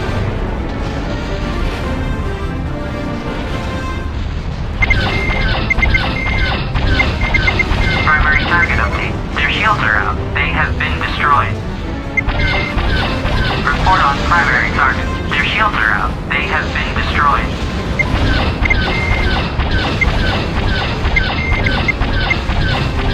Primary target update. Their shields are out. Report on primary target. They have been destroyed. Primary target update. Their shields are out. They have been destroyed.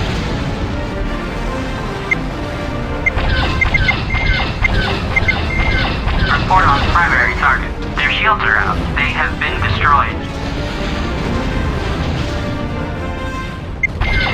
Report on primary target. Their shields are out. They have been destroyed. Request for reinforcements acknowledged.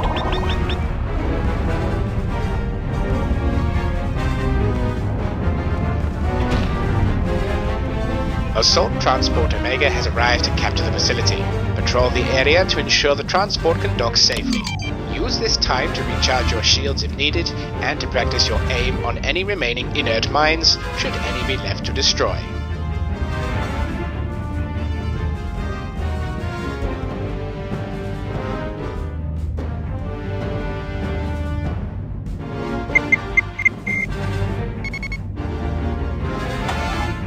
Alert! A transport just left from the rebel facility. Looks like it's trying to escape. This is a valuable opportunity to disable and capture this ship, as they may have personnel on board who can be interrogated.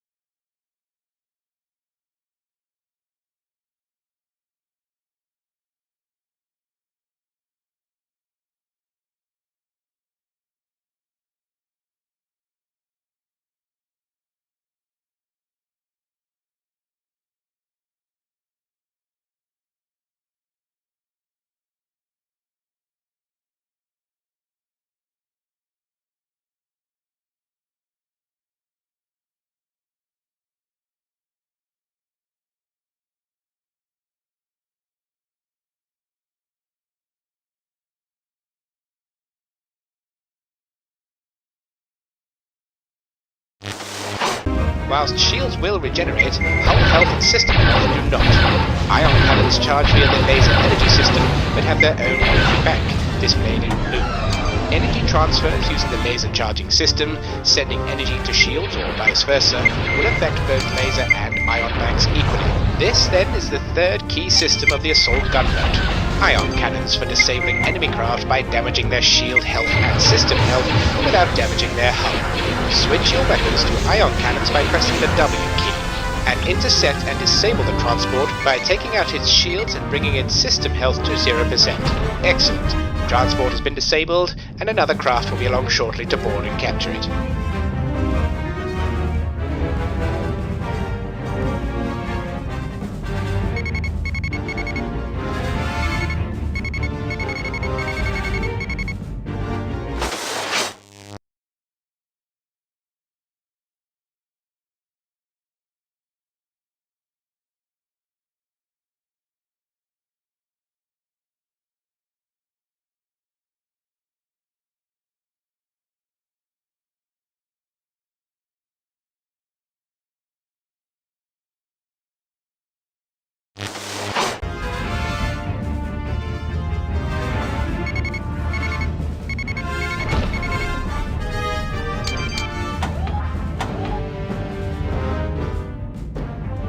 pair of A-Wings just jumped in.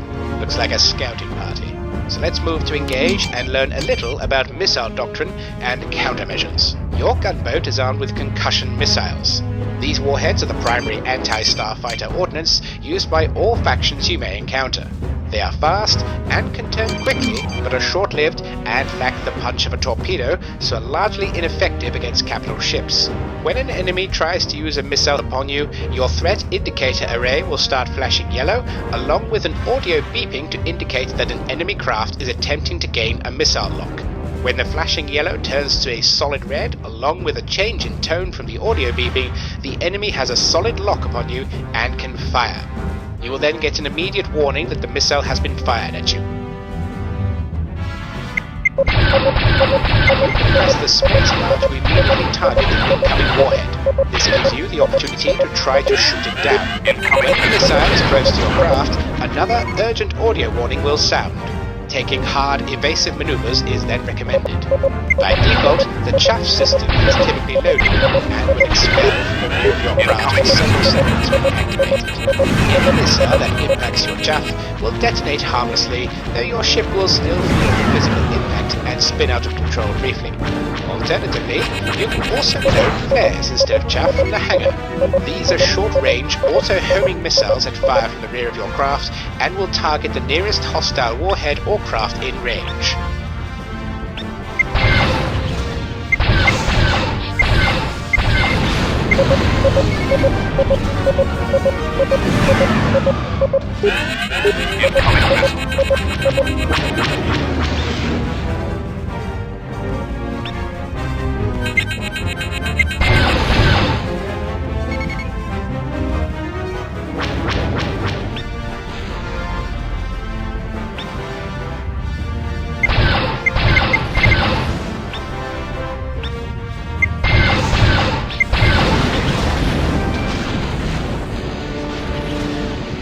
The A-Wings have been eliminated, but it looks like they managed to get a signal off before we could stop them. We might be getting some more company. Not to worry, our own reinforcements will be here momentarily to secure the area. Take this moment to recharge your shields if needed.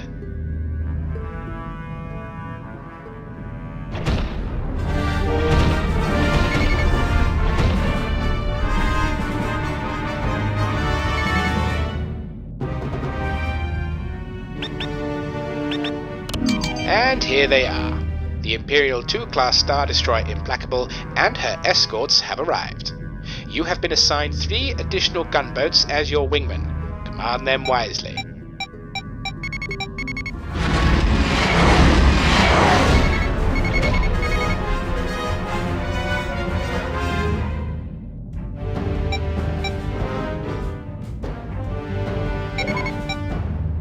Alert! We've got a rebel heavy cruiser and escorts jumping in. Full combat alert, launching all squadrons. You 1, join the attack. Help support our fighter squadrons as needed. If you wish to load your craft with heavier ordnance, dock with the Implacable and change from missiles to the ordnance of your choice. This is a full fleet combat scenario. Use all skills you have learned in this and past missions to help our forces destroy the rebel fleet. This fleet has layered defenses with its anti-fighter escorts and support frigates. This means attacking the cruiser directly will be difficult, though not impossible, until enough escorts are eliminated to punch a hole through its defenses that torpedo waves can get through more easily. Our own fleet has similar layered defenses. The Lancer frigates, for example, provide superb anti-starfighter and anti-torpedo abilities that will aid in the defense of the Implacable from enemy torpedo rounds. This is 2. I'm engaged defensive. This is 4. I've got a starship firing at me.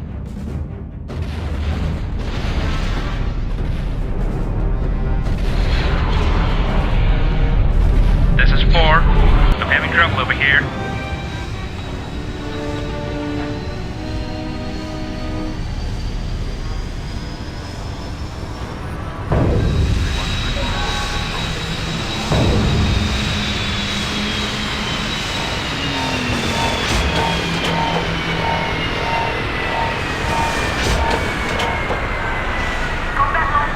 Warheads have been loaded.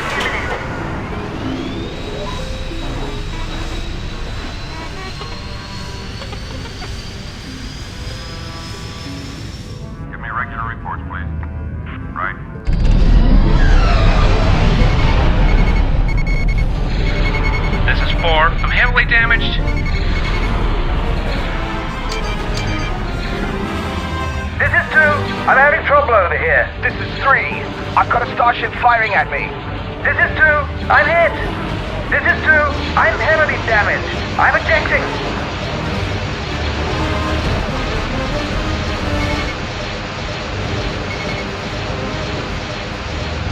Hey, 1! Attacking craft dead ahead. I'm going.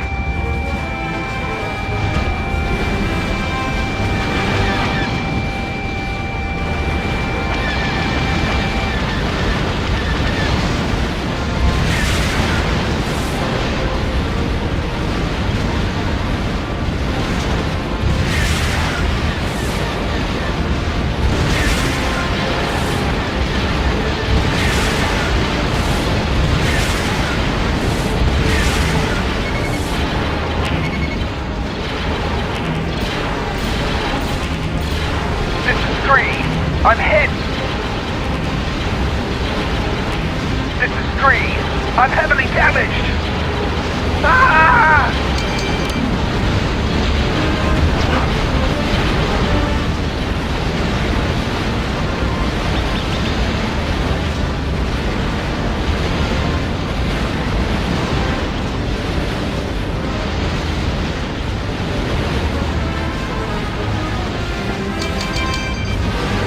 This is 5. I've got a starship firing at me.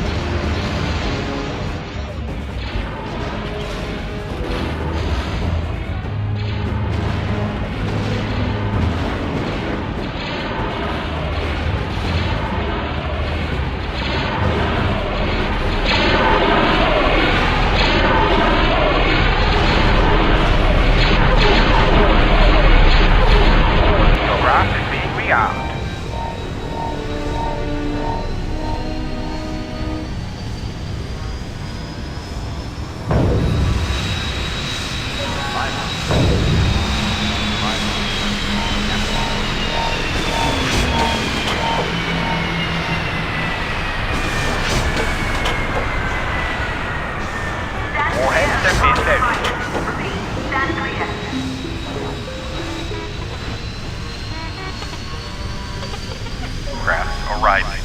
All stormtroopers, stand by for supplemental orders.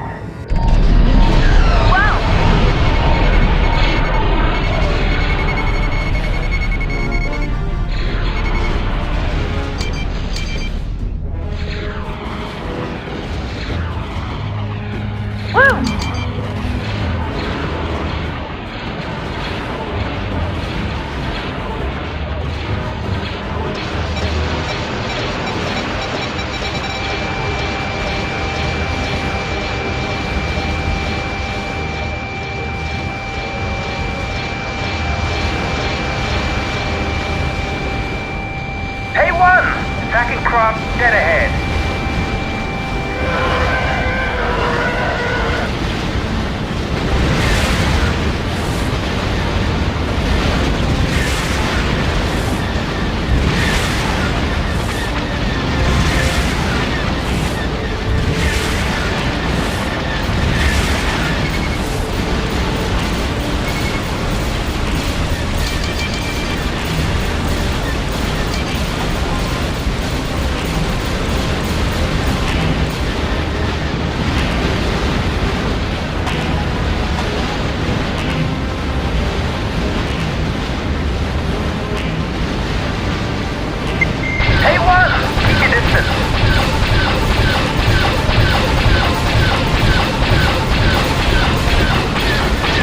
Another bandit down.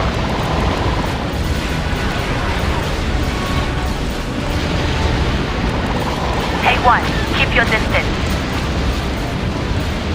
Another bandit down. Hey, 1, better shake that bandit off your 6.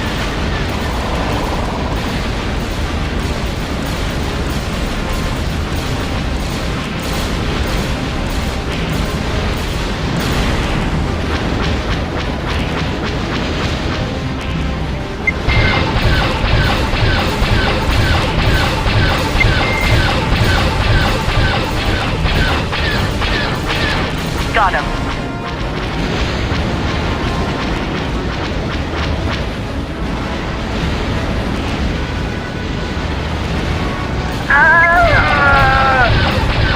Hey, woman! You better shake that bandit off your stick!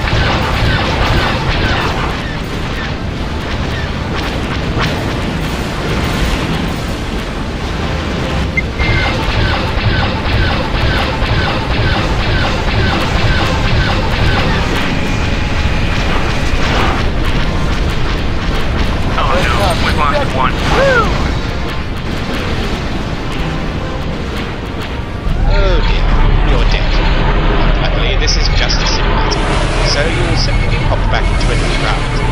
This allows you to continue the mission and to learn from your mistakes. In the real world, though, you will have no such protections, and losing your craft will mean an instant failure to the mission, or worse, death. This is 5. I'm heavily damaged. Another bandit down! Ah!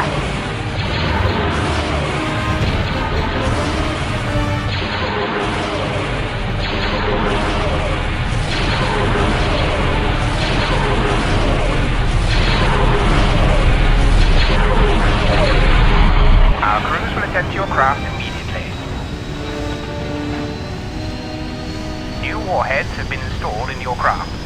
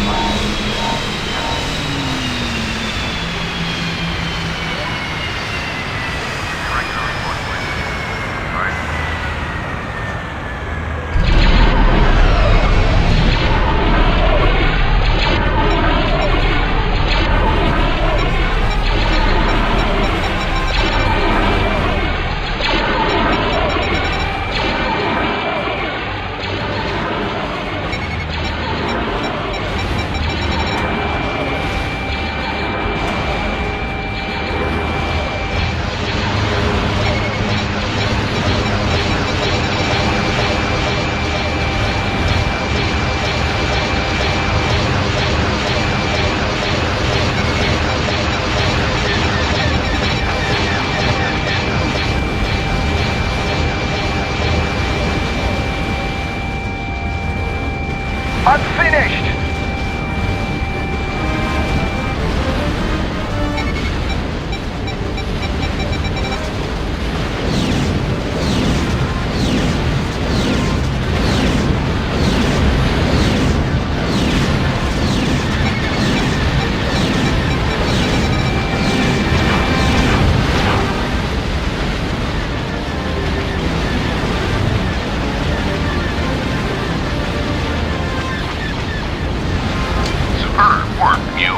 Primary mission objectives completed.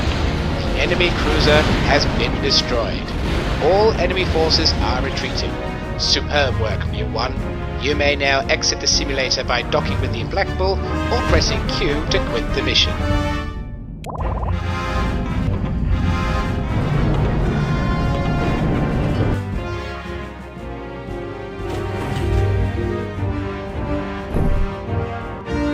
For meritorious duty and loyalty to the Emperor, you have been given the rights and responsibilities of Lieutenant Commander of the Imperial Navy Starfighter Corps. Congratulations. Excellent work. You have now successfully completed the basic training program of the Imperial Navy. You have now learned all the essential skills for piloting any of the Empire's starfighter craft and are now ready for official deployment. You will be transferred to the Jabin sector to begin your first assignment shortly.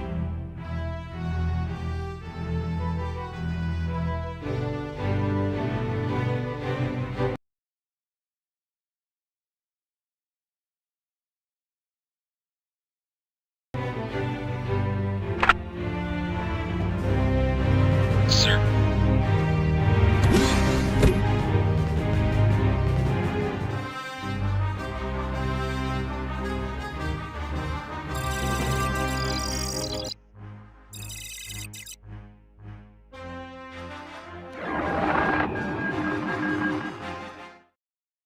Welcome everyone. It is a pleasure to see so many newly commissioned pilots in our ranks. As newly commissioned pilots of the Imperial Navy, you will now be assigned to various sectors within the Empire.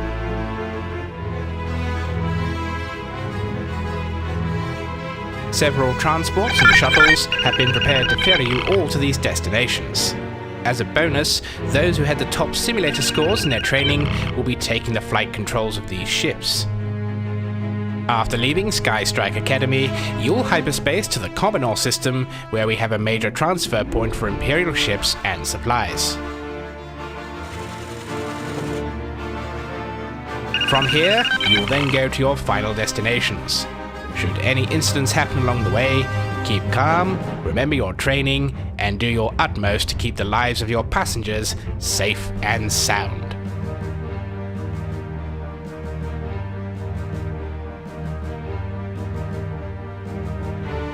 As newly commissioned pilots of the Imperial Navy, you will now...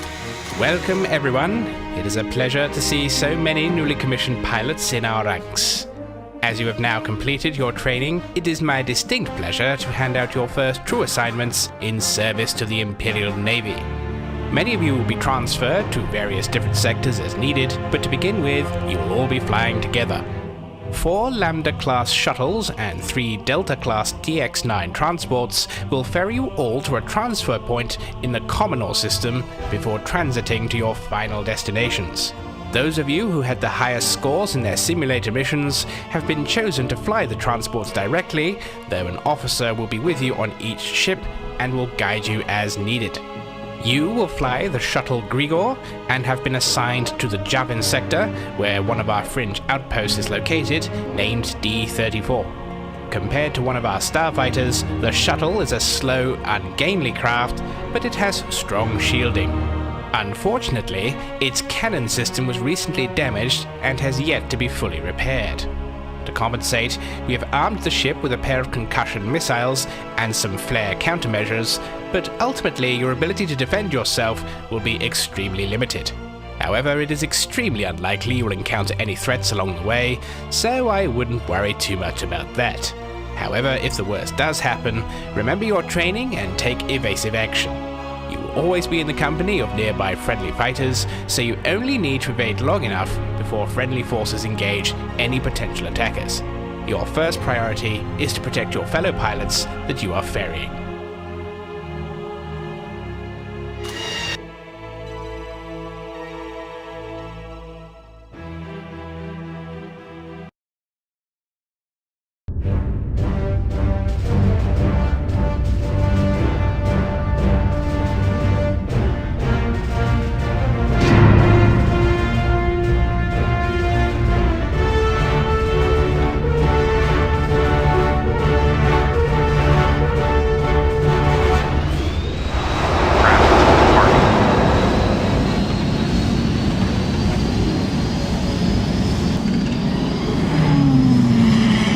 Shuttle Grigor, get moving and join the other transports.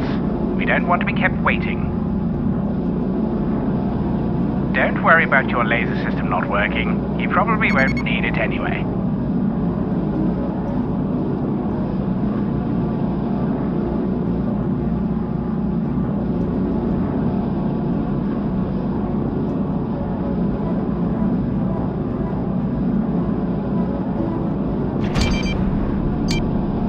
Nice of you to join us finally. Let's move out. All ships set course for Commodore and stay in formation.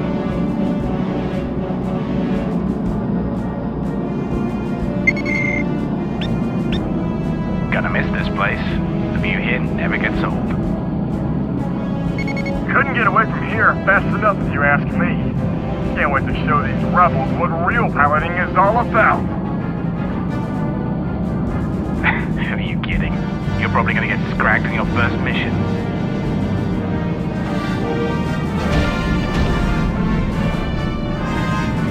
Cut the chatter. Rebel pilots might play it fast and loose with their comms, but the Imperial Navy actually has standards.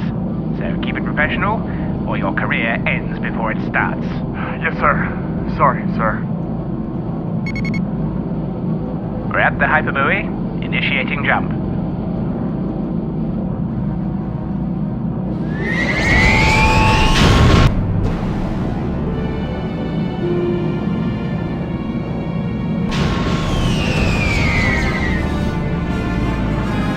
Jump completed.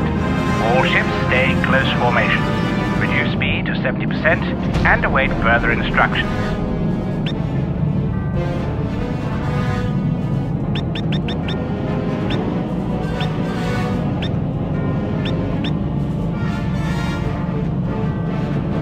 This is the Star Destroyer Hyperion to arriving shuttles and transports. Please submit your authorization codes and flight plans. Acknowledged, Hyperion. Transmitting now.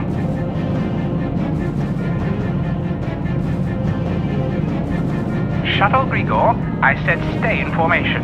You are moving too far away from the group. Everything looks in order. You may proceed.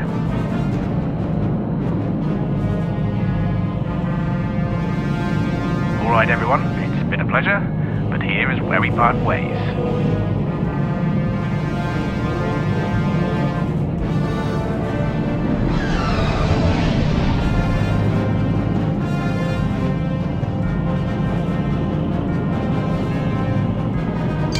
Final jump coordinates are being set now. Prepare to... Do you see that?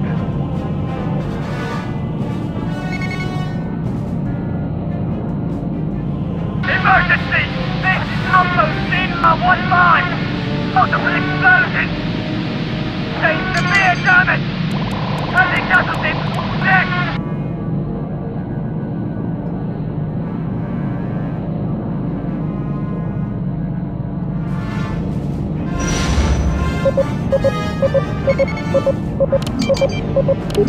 Alert! New contacts come in. Incoming missed. X-Wings. We're being targeted. Shuttle Grigor, you've got incoming torpedoes. Use your flares or missiles to shoot them down.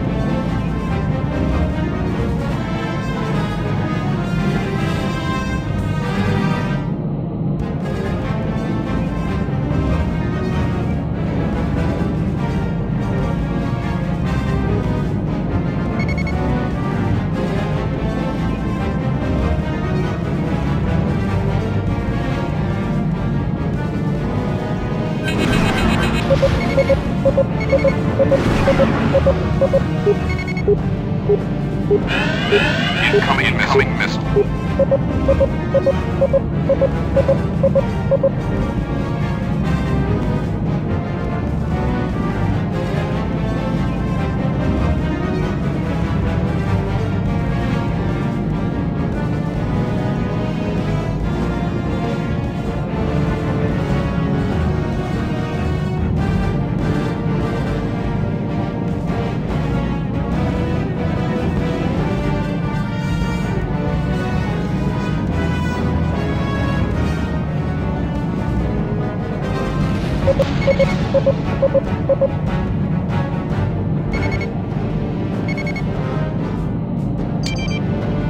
Outpost CR 5! Reactivate! Critical! Immersion!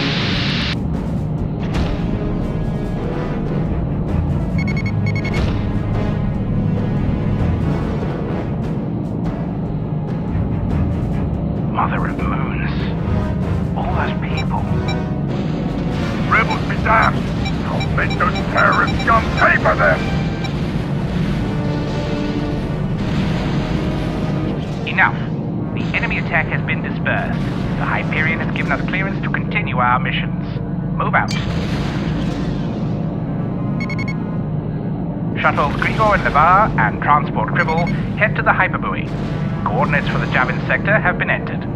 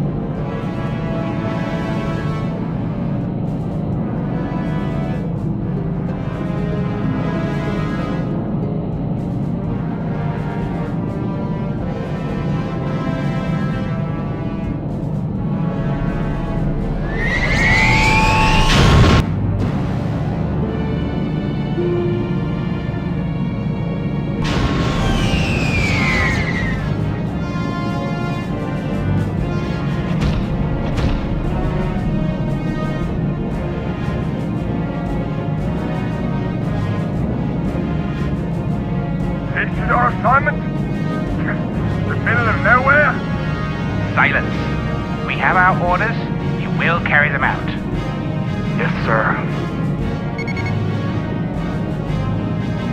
This is Outpost D-34 to arriving ships. We've been expecting you. Proceed to dock in Hangar 1, indicated by the blue force field.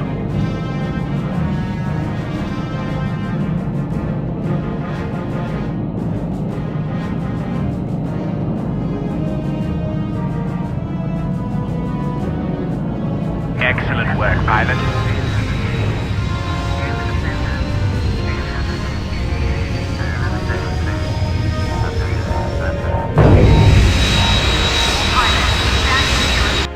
Well done, pilot.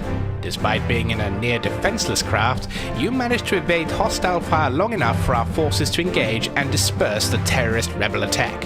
However, this just goes to show you can never be too careful out there, as your career was almost cut short before it even properly began, if not for your quick thinking and expertly honed reflexes.